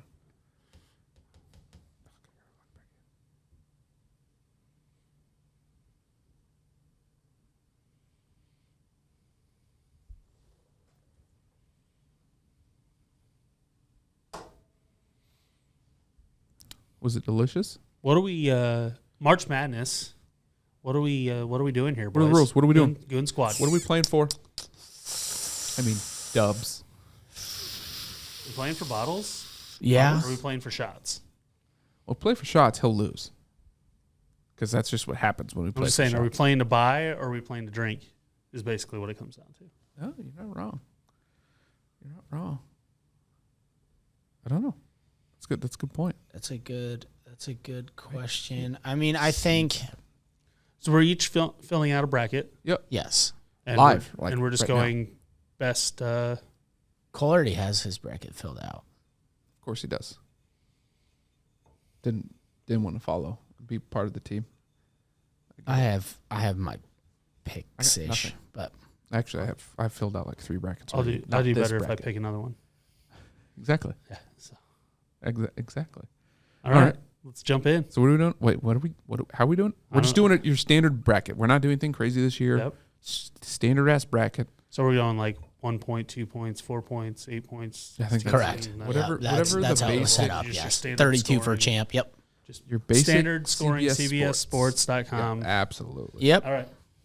Absolutely. Well, what are we playing for? Should we have? I mean, do we need to have something? So, like, we're gonna have first 4 or first 2 rounds this weekend. So by the time that we have our next show, we will have. Do we do by round? We'll have. What you're saying? Yeah, but we'll be back. That's what I'm saying. So, like, this weekend we will get to the Sweet 16. Yeah. So, like, I think we do like a reveal each. So, like, we reveal our first 2 rounds of picks. Today. I see. I see. There's penalties for that, and then that way everybody gets a fresh start. I mean, we can have our brackets. Okay. So we'll all submit our brackets. I get it. Yeah. But then as far as our picks, I think we just pick and then refresh each week. All right, I don't know how we track that, but yeah, how do we track that? Come on, Ryan. I'm gonna have to figure that out. I'm gonna probably go into and make an Excel of some sort. So we're essentially picking every round. So or the 2 rounds it'll be 2 rounds at a time basically until you get to Elite 8, Final 4. We pick those. Round 1. We might as well. Might as well, right? I actually like them. I think this is going to be and I think like for those rounds, like it's simply a who gets the most picks right. Like absolutely. We're just going to be picking 48 games plus 2 more, so 52 games. No, 50 games. 50 games because you'll have the 2 play-in games on each day. So. Yep. All right, let me figure out a way. Oh, Indy and YO play tonight. I think the best playing game is going to be Notre Dame Rutgers, personally, in terms of like actual basketball game. Yeah, I don't know the 16 seeds though, so I can't really confirm that. But in terms of teams I know, Notre Dame Rutgers is gonna be a pretty fun to watch. Well, first round will be easy for me. Yeah, I'll type these out. All right, perfect. All right. Well, let's go with the 4 play-ins. Are they on there? Just jump right in. Do you have to zoom in? Yeah, I will. We don't talk basketball very often. I probably watch the most, and I probably watch as much women's basketball as I do men's. Full disclaimer. Show the 4 play. But we're not going to do a ton of analysis with that. Basically, Correct. the entertainment factor of this is us picking basketball for the sake of March Madness. So do not bet based off of our picks. And actually, I would say these are our opinions. Don't fade me because I lose. Or don't. Or don't. No, I mean, right? So, you're not right. With me, you're always fading the fade. So yeah. If I do a 5-team parlay, do a 4-team. Yep. Just pick the one I lose. Right. If you can. At all possibilities. Right, guy, let us know when you're ready, buddy. I haven't bet on college basketball in a while. I have the those first 4 plays ready to rock and roll. Okay, so I just want to make sure you're ready for data entry. As ready as I'm probably gonna be. All right. I feel like Cole and I need to see it on something that's. So the first games up are I'll save Texas it in there Southern as I'm typing it in. Texas A&M Corpus Christi. So Texas A&M got shysted from the field, but Texas A&M Corpus Christi is in. So I'm going to ride them tonight. They're going to be fighting for their brethren down the street. I don't know if those campuses are close together or not. Who are you picking? A&M? A&M Corpus Christi. Yeah, see, I'm going with the favorites in this. And that's, T Southern. They're favored by 3.5 at -114 on the spread. So perfect. I'm gonna go give me some T Southern. Let me based upon this. That's fine. Nothing. Yeah, but that number. That's all. I don't want any more now. I want A&M Corpus Christi has a better record. That's what we're going with. That's who you're riding. Okay. Yep, I'm going with winning percentage here. Winning percentage. Do we have mascot names for those guys? Do we know? We should just either one of those. I love when they do the tournament as just mascots, and you actually do better. Right, and it just makes sense. That's that. Like our other game is the Cowboys. Texas A&M Corpus Christi Hoosiers. Islanders. Okay. And the Texas Southern. We've got Texas Southern. Texas Southern Tigers. Oh yeah, dude, Tigers. Islanders. Go Tigers. Oh, Tigers are gonna eat the Islanders. Go Tigers. That's completely fair. Hoosiers and Cowboys. Hoosiers and Cowboys. The 12 seed playing game. I don't know much about WYO, but Indiana, they beat Illinois in the Big Ten, and that's a big beat. Right, and they give Iowa everything they wanted. Correct. So give me Indiana. I think they've been playing well late. I'll just take the toughness of the Big Ten there with Indiana. Absolutely. They're also favored by 4 at -115. Money is -196. What's the spread on that? Better. 4. Sorry, I'm trying to data fine. entry at the same time. Is the money on Money's Indiana? on yep, absolutely. Even in the spread? Absolutely. I mean, it's Big Ten versus Mountain West. Yeah, Indiana. You start to follow the money. That's exactly why I was asking so many questions. Indiana. I was following you. All right. Picking up what you're putting down. So that's our first goon lock of the tournament right there. Stop. We're not goon locking anything. We're not talking spreads or anything. So again, less analysis. We're not doing them as bets. We're doing them as picks. But I'm giving the spreads right now because they're tonight. Bryant first. Wright State. Wright State. Oh, ooh. Yeah, I know nothing about these teams. What are the mascots? Maybe you should be mascot duty. That's since Bryant. I think Bryant's the Bears, if that helps. I think Bryant Bulldogs. Oh wow. My pick. Bryant Bulldogs. Wright State Raiders. Bulldogs. Give me the Bulldogs. For obvious reasons. Also, one of my favorite numbers is 22, and they have 22 wins. So I'm locked in. Give me the Bryant Bulldogs. I'll take the Raiders. Wright State. Mm-hmm. Where are you going? I'm going winning percentage. I'm taking the Bulldogs. That a boy. Also, Wright State is favored by 3.5. Money is even. Mm-hmm. Money line, I should say, the money is even on the spread. Mm-hmm. The money line is -170 for Wright State. So, all right. That's where we're at. Now, I think the best of the matchups, Rutgers, Notre Dame. Yeah. Tomorrow night. 8:10 p.m. And again, Notre Dame plays in the ACC, I believe that's right. Yeah. They've switched 100 times. so Yeah, many they do. times, but yes. And Rutgers, Big Ten. And Rutgers. Rutgers has been really phenomenal at home this year. This obviously is not a home game. What? So that's where I struggle because I think they're actually the better team here. But I do. I agree. playing in Dayton, what's that? Probably about 50-50 as far as I don't know if fans will travel to this at all. I'm going with Rutgers though. It's a legitimate toss-up. Mm-hmm. Like legitimately. That's I want it. My gut says Rutgers. It really does. But I'm a ride with the luck of the Irish. I am. St. Patty's Week. Fair.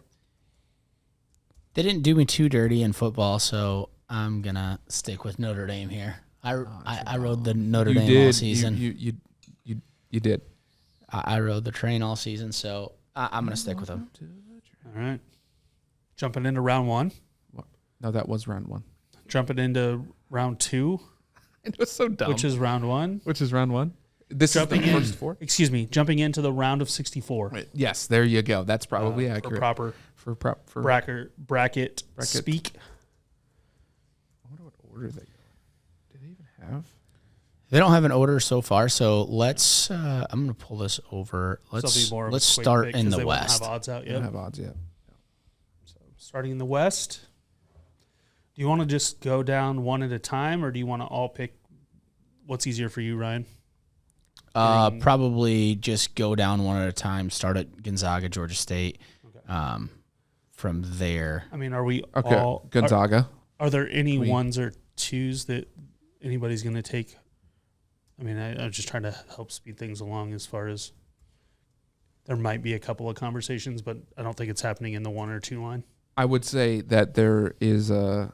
I mean, we can talk about ones that, like, obviously we're going to pick the 1s and 2s, but we can say ones that we believe have a chance of getting up. So the best chance of getting upset. Right, that's fair. And that's a very easy conversation because we're picking the 1s and 2s. So we're all on Gonzaga. Yep. Number 1 overall seed. We're moving down to the 8-9 game. 8-9 game. 8-9 game. Boise State, Memphis. Memphis, since they've gotten rid of the cancer that was their best player, their most highly rated player, who had a father who was a distraction, has been hot lately. Boise State's been solid all year. I'm going to ride the hot hand of Memphis on a little more athleticism, a little more physicality. So Boise has 27 wins. Give me Boise. I got to pull up my phone pictures from before, but I'm about 99% sure that I took Memphis in this one. This is the wrestler in me coming out that has zero knowledge of any of these teams. mm-hmm. It happens to the best of you. Yeah, I got Memphis. All right. And moving to UConn, New Mexico State. I'm gonna UConn. UConn for me. This is not an upset. I don't see this not, one. This is not the 5-12. I don't think This so. is not it. Yeah, I got UConn as well on that one. So All right. Chalk there. Arkansas and Vermont. Loves me some Vermont though. They can shoot the rock. They can shoot They it. can shoot it. Arkansas cannot shoot it, Correct. but they can athletic. Run with them out anyone. of the gym. Yes, correct. Yep. That's So what's Arkansas. going to come down to. Yeah, Arkansas. I will ride the 13 here. Ooh. I will ride Vermont. No, 28 wins. Can shoot it. I don't know. That's just a 4-13, 5-12. Those are games that are bound to happen, and so this is one of those for me. I get it. And there's going to be one. Ryan, if your OneDrive's working, it should be in there so you guys can see where I'm typing at now. Gotcha. We got the bracket. Bracket. But I actually also have pictured here, I'm riding with the 13 seed Vermont. Hey. The Catamounts. Catamounts. I don't hate it. I don't. No. I just don't think they have. There's not athleticism and the depth is going to get to them. unless they shoot. If they shoot lights out, then Yep. Arkansas won't be able to hang. Arkansas sketchy in the first round. They almost lost last year in the first round. That's why I'm taking Vermont. Bama. That's like the only thing that I read all year. Give me whoever plays Bama. Bama. I don't like Bama. Versus the play-in game. God, give me the playing game. Give me the playing. I don't disagree. I don't know how Bama's a 6 So I you're have no taking idea how Notre they're- Dame. It's because their wins I'm are I'm actually taking the really playing good, game. but their losses are. We picked them. Yeah, but It doesn't matter. that's though. not how that works Yeah, in it's the just- bracket. It's the play-in. Whoever plays them, and Stoy is saying that whoever wins the play-in game is beating them, is beating Bama. regardless. Yes, absolutely. What are you saying, Cole? I'm saying the same thing. Bama is not 6 seed. I don't understand how they are. They have bad losses. Their potential is 6 seed, but their resume screams 10? play-in game. Absolutely, I agree. Which, ironically enough, they're playing the play-in game. So I'm So actually we're about to find out. I'm actually going with Bama on this one. Go ahead. That's fine. I mean, that's also a team that could go to the Final Four. Like they, I'm do have that going much based potential. off of potential. I mean, and they're this game absolutely is what losing I'm- to Texas what I'm Tech in going the next off of. round, but that's fine. All right, Texas Tech, Montana State, Yeah, well, that one's easy. 3-14. Nope. Been a couple of these over the years. Not this one. Texas Tech's Tech has playing shown the ability to not score, but they've also shown a more capable ability of not letting the other team score. So Yeah. I'll take my chances with Tech there. Absolutely. Ryan, Yeah, I got Texas Tech Tech all the well. way. Yeah, for sure. And we got Michigan State, your Davidson. boys, Michigan State, the Against Fighting the Izzos. Wildcats. Against the Wildcat. Coach Izzo. I mean, I'll start this one out. I'm taking Sparty here. Do you ever think sometimes, like, if and we talked about this before, is if Drake's football conference, Pioneer Football League, was a basketball league, that's a pretty solid league. Well, I mean, it's the MVC plus some other good teams Like Davidson, right? Dayton, Yeah, Butler, like those three in the MVC would be. right. Absolutely. Oh man, No, there's 1,000%. oh man, It would actually cool to be see. I think it'd be a better conference. than a lot of. I mean, it would be right on. I mean, it would be a sixth. It would be the it top would be six sixth. conference. Agreed. I agree. They would be multi-bid conference every year. Yeah. Two long-term tenured coaches here. Davidson's Izzo, winning. McKillop. Ooh, I do like. I mean, Izzo in March is fine. This Michigan State team is. They just haven't done enough for me. They can struggle on both ends of the ball, and I think Davidson is just a more well-rounded team. I think Davidson will be favored when the line comes out for this game. Yeah, that's the only tough part.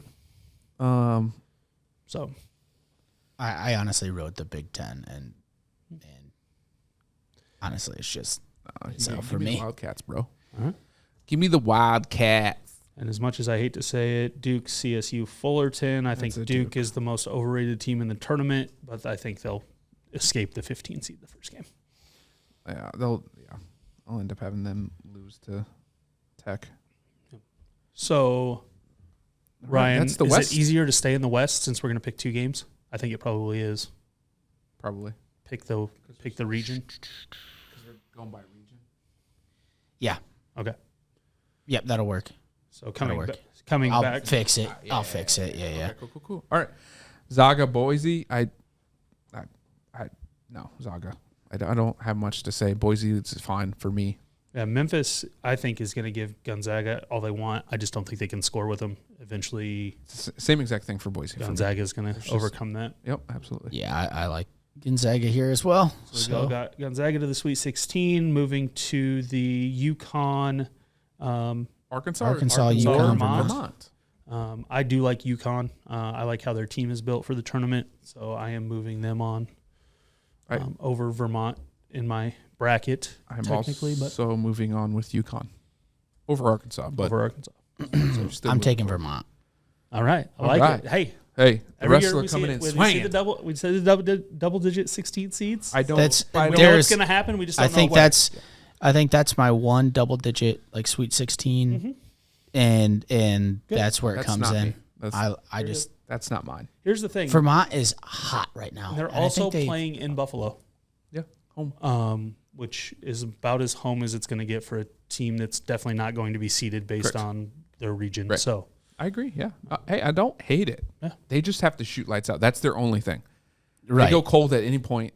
It'll. I will agree with that, and I think that's the one thing that I saw. I just was think they're shoot, that bro. Arkansas is not traveling to Buffalo. UConn's traveling to Buffalo. So, like, from a perspective of Okay. carrying that over, Okay. that's where my I see mindset it. is. I see it. All right. Um, Playing versus Tech yeah, or so- Bama versus or Tech. Bama versus Texas Tech. That's Texas Tech just there's nope. too much for Too them. much. Whoever's in that. Correct. Too much inconsistency. Whoever's coming out of that top one. Absolutely. Tech has just, I mean, they are the system that is Texas Tech. So You're not wrong. don't see anyone overcoming that. Davidson or Michigan State versus Duke. Give me the Wildcats. There it is. There it is. there's your big one. For this region, yep. Yeah, I'm gonna. There are some regions I do not can't. that I think are so weak that I don't even know what we're going to I see. want but to- this I is literally not one of coin them. flip some of Yeah. them. Yeah. I want to Can do it. roll with Izzo. Yeah, but I think I have- Krzyzewski and his swan song. Is that good or bad? I just watched him Hasn't proven good in big games this year. It's not gone I think he's been bad in all of the games It's that not- were like that's not big good. for I know. kids this year. Again, what game is that in the tournament? I don't know. Obviously, I wouldn't think it's against Cal State Fullerton, but Right. Yeah, I'm going Duke in this one. I don't feel great about that. I don't like that they gave Duke a 2 seed. In no way, they're not even the best. Tennessee should have been the 2 seed. They should have been. If they're going to flip them, those Well, two immediately. The problem is, like, there's multiple 3 seeds that are better than Duke, not just one. So, I know.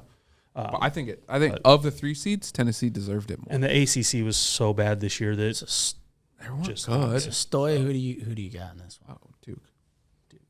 he's got the Dukies. Where are we going now? South? East. East? All right. Mainly because it's Going next down? on this Gotcha. one. Yeah, it just goes down. Let me pull this back up. Going east. To the east side. Number 1 seed Baylor, Now, Norfolk State. I will talk about this. Of the 1 seeds, Baylor has some injuries to overcome and is looking fairly weak lately. I agree. They're the weakest 1 seed in my Yes. mind. Now, would they lose to Norfolk State? No. But I'm saying if there was one to be upset, this is the weakest of the ones. Right. So I'll take Baylor. Yeah, me too. Yep, I'll third that motion. So let's move down to the 8-9. We got North Carolina versus Marquette. This is the weakest 8-9 in my mind. It is. You've got a It's the weakest 8-9, but a good potentially game. the most competitive Correct. 8-9. I don't disagree with that at all. I will take North Carolina.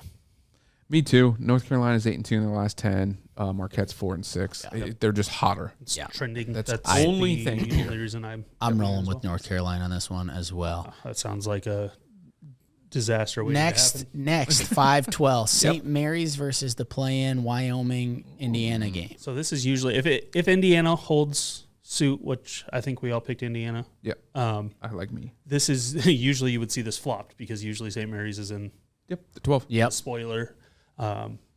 This year they're going to be favored. We're going to. This is a theme throughout the bracket that's been talked about quite a bit. Is that a lot of those mid majors are going to be favored against Power 5, Power 6 conference, however you want to look at it in basketball, teams throughout the tournament. This is the tournament as far as higher seeds being less than double-digit underdogs. It's the fewest double-digit underdogs the tournament's ever had for opening day, at least starting lines. So it's being branded as the most competitive tournament ever. Obviously, we'll see, and the seeds will tell us that at the end. But I will take St. Mary's. They've played well late, beat Gonzaga late in the year, albeit it was a home game for St. Mary's. They're playing in Portland. If they get Indiana's coming from the West. St. Mary's is in Portland. So I'll take my chances with St. Mary's in a relative home game. This is why, it's tough. If Indiana's in, I'm picking Indiana, but I can't because it's a play-in. Right. And we're picking now. So I'm going to go St. Mary's because of that reason. Okay. Yeah, I think even if roles were reversed here, regardless of this game, I'm taking St. Mary's. If they were the 12 seed playing the 5 seed, Right. I'm taking St. Mary's. And now that they're the 5 seed, I don't think that changes. Yep. They're just a good ball team. Right. UCLA, Akron. Akron. UCLA, surprise run last year is a higher seed. I think they were 11 seed last year making a run. They're Just a good team. They're just overall better. Returned 4 guys with a ton of experience from the tournament last year. No reason to think that that they won't be able to, especially in this bracket, make a run, in my opinion. Yeah, I mean, that'll be they're sorted out later on. But their net rank is 10th. They're 4-4 against top 25, 13th strength of schedule. Yep. And 5 more points per game than the Zags. So yeah, you can. You mean the Zips? The Zips. Well, they're going to zag. They're going to have to zag to win this the one. Zip and Zag, and UCLA running through. Yeah. Yeah, UCLA. I got UCLA. I right. got the Golden Bears. All right. One's Ooh, going this through. one's a good one. Texas, Virginia Tech, Va Tech, fresh Hot. off their Hot. first ever ACC tournament championship. Hot. Texas They're hot. is Texas, and I will not I can't. go with Texas. I Virginia cannot. Tech is my 11 seed upset. Me too. I don't even know that it's much of an upset. I've watched Texas play Not a good. handful of times this year. To me, they're just soft. Tech is I don't 8-2 in their last 10. Texas Tech is 5-5, and they have not Yeah. played against. And we'll talk about it later, but like the transfer portal was supposed to be really, really good for Texas. They got some good transfers, but they just haven't played together. New coach. Yeah. So this is a one where we're all taking the upset here. Va Tech in the 11-6 upset. Right into Purdue, Yale. yeah, Boilermakers over Yale. Yale beat they're Princeton. too short. They're too short. They're just too. They're just not. They're too. It's not there. Yale. Purdue. Yeah, Purdue. Yep, we got that one across This the board. actually might be a game for a half if Purdue decides not to guard early and Yale hits some shots, because Yale does have one guy that's really Yeah. good, but overall, Their big men are just going to eat them alive. Yep. Let's. It is what it is. Murray State, San Francisco, Racers versus Dons. In the 7-10, the Racers Give me have the hot not team. lost Give in me- 2022, Give me the hot team. and love me some Racers Give, from give Murray me, State. Give me Murray State. Give me the hot squad. This team has been literally, I mean, In Fuego. I picked Murray State solely for the fact that when we watched them, Murray State won by like 30 points. And I can't. It was supposed to be a close game. That was stupid. It was a close. It was supposed to be a Against the close number game. 2, yeah, Yep. we were just like, oh. Yep. they ran them off the floor. Yeah. Give me So Murray that's why I State. took Murray State. Yep, they're hot, and that right into Kentucky, St. Peter's. Couldn't have told you St. Peter's was a Division I university. Couldn't either, and Kentucky arguably could have been a 1 seed. Yep, they were the number 1-2 seed in my mind. I mean, that's Baylor was the worst 1 seed. Kentucky was. So that's an easy one. You could argue Tennessee should have been up there. They got all the way to 3 line. So, Yeah, we but move on. I think Kentucky there.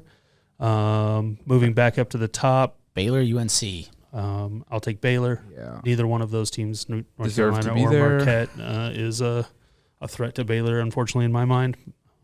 Again, Baylor's got some holes, but I don't think those are the teams to expose their holes. Yeah. I see what you did there. He Expose did their it. He holes. did. He said exposed their St. Mary's, UCLA. I got St. Mary's. Dang, homie. I don't I got UCLA. get UCLA as well. They're overall just strength. I do. Yep. Just for me. Va Tech, Purdue. Hot team in Va Tech. think that'll be a fun Purdue, I just don't think It'll be a Va fun Tech one. has the horses They overall. They don't. Ultimately, to me, it comes down to Ivy is Purdue's best player, wing player, has been battling hip and tailbone injury. He slipped and fell like 7 times. and he had done that in the game before Yeah. and hurt himself, and then did it 2 more times or 3 more times in the Iowa game in the championship. However, the So- week off will right it can bode him well. So I think I'll ride Purdue there. Yeah, I agree. Yeah, I'm gonna follow suit. I'm going Purdue there. So Kentucky, Murray State for all of us. That's an easy one. Give me the Racers. Racing. Oh, God. Going to change the pace. Kentucky guards are Kentucky guards. Their big man, Murray State has a big man that can battle with So it's going to come down to foul trouble. Yeah. If Murray State can stay out of foul trouble, I think this game gets very interesting. If they get in foul trouble, Kentucky might, handle it at the end. But I am riding a very hot and what I think was underseeded Murray State team. I think they should have been Underseed, yes. Underseed, yes, but I just don't know. They didn't have the schedule to be better than a 7. This is the oldest team Calipari's bringing into the tournament for Kentucky, and I think that age and experience is going to come into play. That's fair. And that was a transfer portal thing. He brought guys in from the transfer portal that were early or that were older. I think if Murray State is maybe a 6 seed, they beat a 3, or a 5 seed, they for sure beat a 4. I just don't know 7-2 if I love that. This is just a riding a feeling. There we go. I mean, I can't hate it. At some point, somebody's going to do it in this bracket. These are where I've... And think about how many times you've done brackets over the years. First of all, there's never been a perfect bracket. Right. So we can start there. You might as well go with your gut and quit thinking about all the things, right? That's why, if your children do it and they just pick mascots, they're probably going to beat you because it really is a crapshoot, except for one. And even more so this year. Right. Even more so this year. Oh, yeah, because there's more Power 5s that are lower seeds than I think maybe ever, or at least in the... We going south? Is that what that is? Oh, moving south. This is our Twitter. Arizona. Yeah, I think that one's an easy one. First to play in. Everybody's taking Arizona. Yeah. Moving on. Seton Hall, TCU. I'll take TCU. Hot late. Yep. Jamie Dixon is a great coach, great preparer. Give me those Horned Frogs. Give me the Horned Frogs. The Horny Frogs. I mean, Right. cooler mascot. So Right. yeah, I love it. I actually when we used to do a road to glory and stuff on NCAA football, It's coming all the time, back. It's coming back Next year. I used to pick TCU all the time, just solely for their mascot. So that's what I'm gonna follow suit here. Yeah. I rode with the Buffalo Bulls for a while. Houston, UAB. I love me. This one's gonna be a scrappy game. Nah, Houston's too tough. No, I don't think it. This is my 12-5. All right. Give me some UAB. I got you there. I like the Cougars. I think. Yeah, you do. I honestly you think. do. Come on. I think Houston could have been 3 or 4. like a 3 seed realistically. Yep. So I like Houston here. Illinois, Chattanooga. Well, nope. Don't need to talk about it for me. Unless someone has an upset here. That's the Mocs. The UTC, you get the UTC Chattanooga Mocs. Giving Illinois all they want. All of it. So you're taking the Mocs. Give me the Mocs. Give him the Mocs. UTC baby. I like Illinois here. I just can't pull the trigger on that one. Colorado Cokeburn. State, Michigan. Kofi Cokeburn. This one I have zero clue on. This is I one of the don't ones know that I Colorado So actually. this State. is This is the my problem. top picked upset of the tournament. 64% of picks last I heard on CBS ESPN. has 53% right So now. yeah, ESPN's report was 64% of picks as of yesterday evening were on Michigan, who I think did not deserve to be in the tournament at all. You can't have 17 wins. I don't care if you play in the Big Ten. You can't be 17-14 and knock teams off the bubble that they did without any what I would call signature wins. So I still don't understand how they're even that's in not the saying tournament. that they won't. Maybe they'll beat Colorado State because they do have some good talent. But I'm taking Colorado State because I disrespect the fact that Michigan got selected. I think I'm going with Colorado State, and I'm going back to my playing game philosophy of I'm going winning percentage on this one. There you go. Stoy? Oh, guys, I know nothing about Colorado State. Yeah. Zero. That's Zilch. kind of the Nada. point. What do you know about Michigan? They were 500. That they're They're sponsored Or- by Jordan. They got a 50-50 chance of winning. that it's a toss up. Mm-hmm. That they're a Big Ten team. I mean, Right. Wolverines versus the Rams, Colorado State Rams. and just because I don't want us to have another goon lock. How Take about Michigan. that? That's fair. Appreciate you. Because Michigan. pretty sure I've done 3 brackets now, and I'm pretty sure that's flipped. I think it's been Colorado State majority, but I just This one shouldn't even. Breaking news sounder. But you Oop. Longwood is in. Taking Tennessee, though. Thanks. I mean, Yeah, Tennessee. Yeah. Tennessee I potentially should have been a 1 or a I had 2. to. There's just no way. Ohio State, Loyola. one, I don't Loyola obviously going to carry some hearts here from runs they've made. Sister Jean, Who's still alive? still somehow. alive, still goes to the games, but they lost their big guy to graduation. Ohio State is front court heavy. Their best two players are in the front court. They've got some solid guards, but Hey, that's- CBS user pick has this 51-49 to Yep. Loyola. So I'll take Ohio State. I'll take my chances with them beating them up inside. Yeah, Loyola they just haven't looked like the team that's going to Right. make that run. Mhm. I'm actually surprised they even won the MVC. Yep. I I think Missouri State was the best team in the Missouri Valley, and They were. they lost to Drake. So. Yeah. No, it is what it is. Let's not talk about that because we didn't make the NIT. College basketball invitational. What? Number 1 seed. CBI, bud. Nova, Delaware. How do we not make the NIT? There's just not that many teams, and But you and I and Missouri State both made it. Teams that we beat. better record, and I don't know. Drake lost one of their better players. Honestly, that's probably That's the difference. probably the difference. Ohio State. Yep, and Nova. I'm going Absolutely. Loyola. Okay. Okay. I haven't taken a 10-7 upset yet, so I'm rolling with that. There it is. And again, let's go back to the well and take the old winning percentage here. All right. All right. Hey, if you stick to something, stick to it. That's right. How have you deviated off your golf picks off your thing yet? Yeah. Okay. He's a wow. deviator. Wow, he's a Yeah. deviator. Watch Never it. mind. Well, so Fade. timeout. I have But I because haven't. because that person hasn't played in that tournament.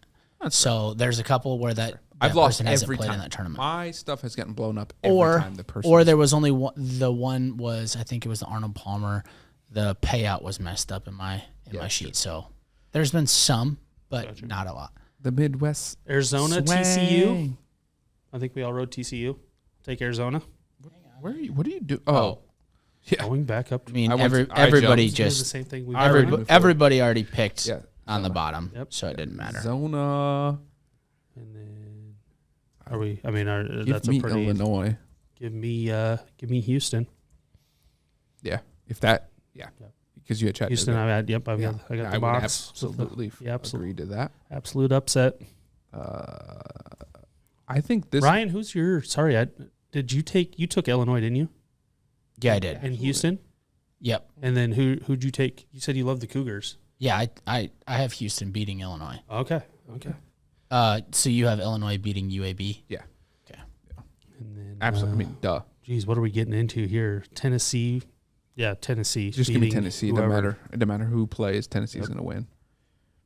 And I think Villanova. Nova. Yeah. It doesn't matter who. That's just a Nova. week. That's kind of weak down there. I mean, the 2-3 game is going to be fun. 2-3 games going to be legit. Yep. It really is. But watch us get Watch our us not picks. have Yeah. the 2-3 there. Yeah, that's right. But that's why we're doing it we're doing Yeah, it. absolutely. So we have to go back through and do the whole bracket for the show, and then we pick each week based upon the results, right? No, not for the show. Or you're going to release? We're going to release. We're just releasing our picks each week, and then we'll just have our brackets released separate. Content Midwest. releases. All right, last bracket. The Midwest swang. This bracket is the This funkiest, is the weakest the blow weakest. up. Oh my god, Yeah, it's this not bracket could go any number of ways. good. Literally have no idea what's Has a gonna whole happen bunch of streaky teams and a whole bunch of teams that really haven't. here. Done. They've proven Right. to be good at times. Ryan, can you scroll me? Right, can you move? Oh yeah, sorry. I apologize. I keep thinking that this is Thank you, sir. showing everything all at once. Scroll up a little bit. Oh, there we go. go. I think we can agree Rock to Chalk. KU. Jayhawk. Yeah, that one's an easy one. Is that going to move on here? It will. Give it time. It's delayed. As long as it's up there, it should move on there eventually. It will. Here it goes. Oh, yeah. Now it's doing it. Yeah. All right.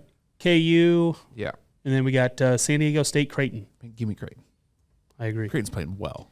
San Diego Hot State Yep. can't really score the basketball. Hot team. I agree. I mean, guys, I have no 5-12 upsets in my bracket. So you're going to pull it on Iowa? Nope. No, I didn't think so. Iowa will, in my opinion, beat Richmond. yeah. Yeah. I mean, Iowa's They're playing as well. fresh off of a Big Ten championship. And again, this is another one where you can argue that they could have been a higher seed. I mean, they didn't play well enough in the regular. I mean, you finished 5th in the Big Ten. Behind Rutgers. So the reason they got to the 5 line is because of the teams they beat. So I think they were seeded. I mean, maybe a 4, but anything above that, I think would have been tough. Because they're beating Richmond. Yeah, I would agree. Richmond got hot though. Beat Davidson. They did, but they were the 6th seed in their own tournament. So they had to play their way in through the A10. So it knocked off. It screwed some up good teams. Yeah, good teams. Definitely. They took teams off the bubble. Yep. So they were the bracket busters. They're not beating Iowa. So moving on, Providence, SDSU, South Dakota State. SDSU, the other team in the field who has not lost in 2022. No, they've got 30 wins. 2 teams in the field with 30 wins who have not lost in this calendar year are the Racers and the Jackrabbits.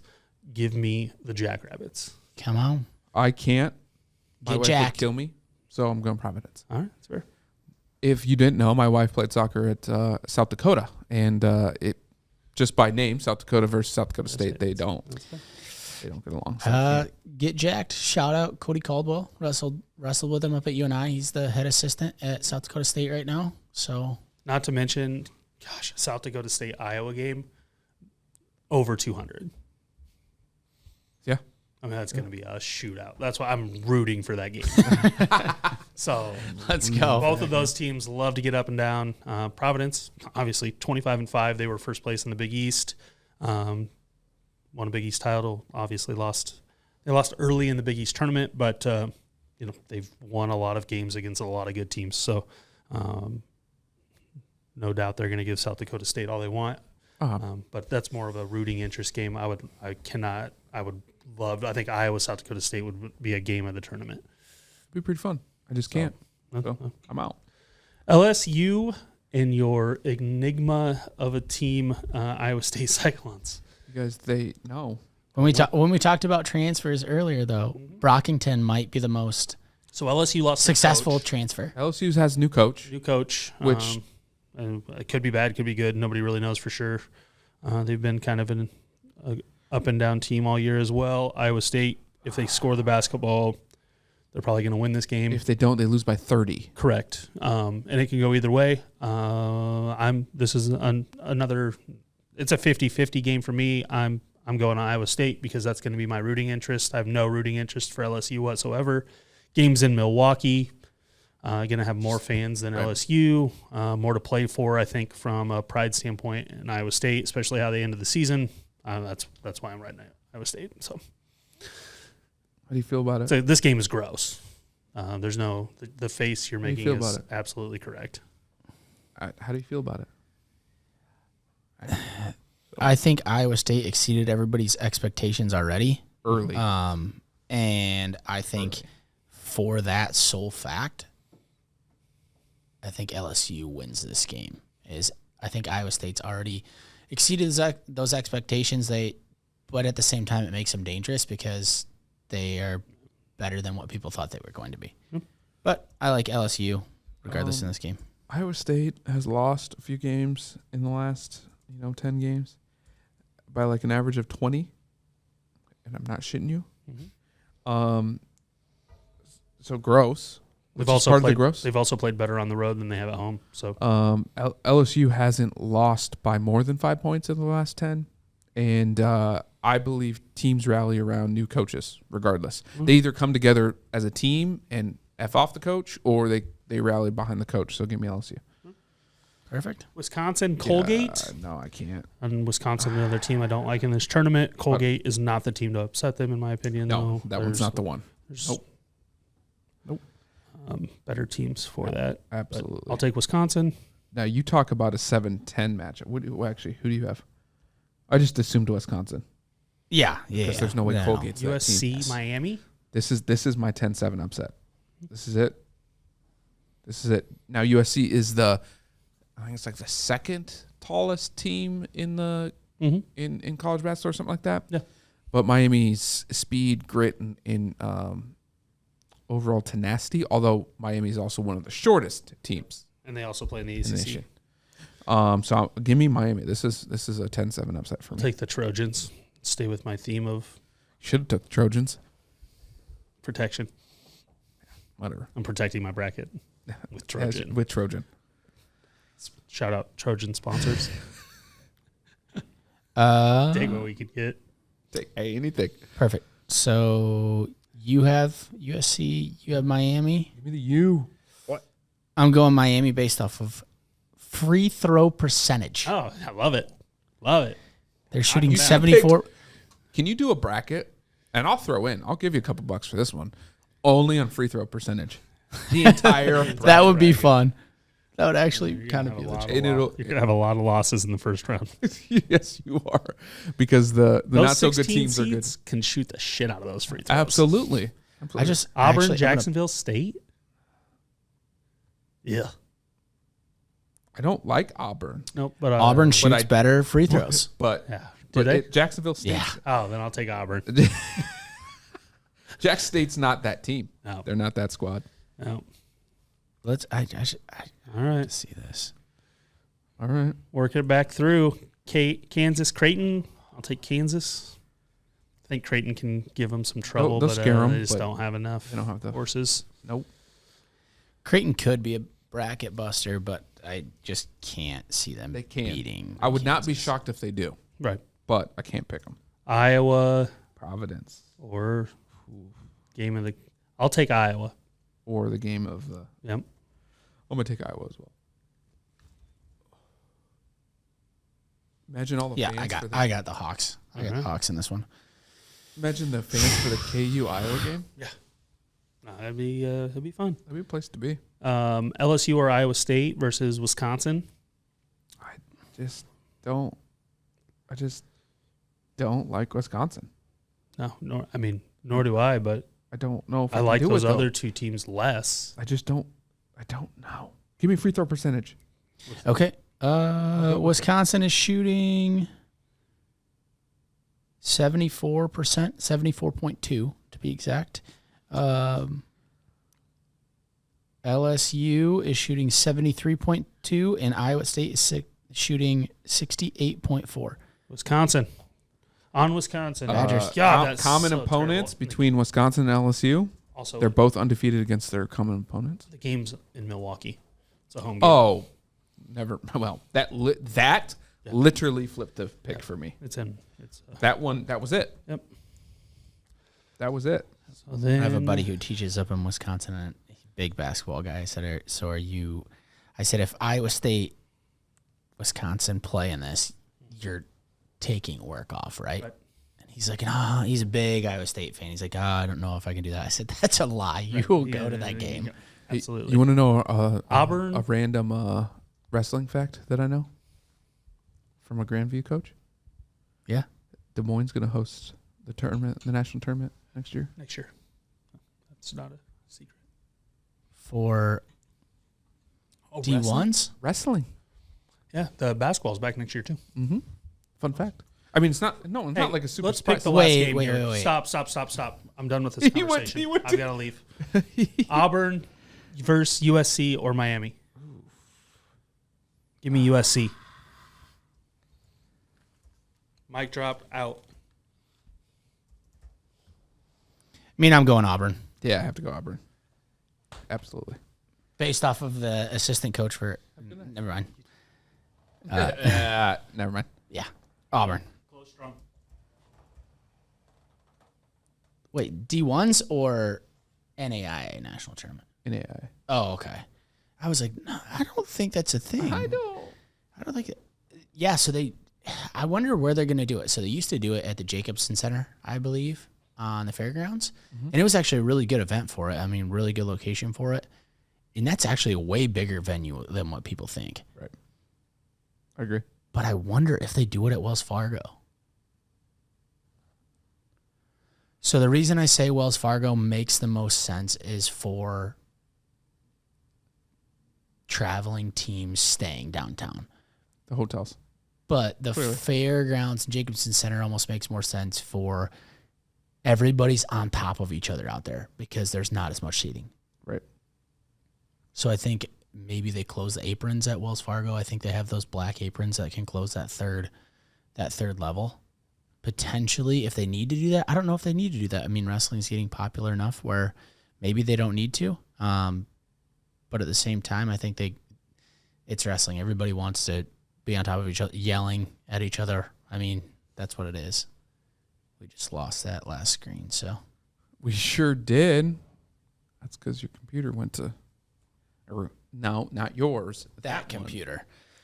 All right. Well, that's So that fun. was All right. So we're that going was to complete good. our brackets, and we will release those at once combined. But we're going to do every week, just round by round, internal bet, and compile those points. I like that in every single region, somebody has something different. Yeah, absolutely. Like there's not a region where we are across the board. There's only Locked. 1, 2, 3, 4, 5, 6, 7, 8, 9. So I mean, there's 16 games.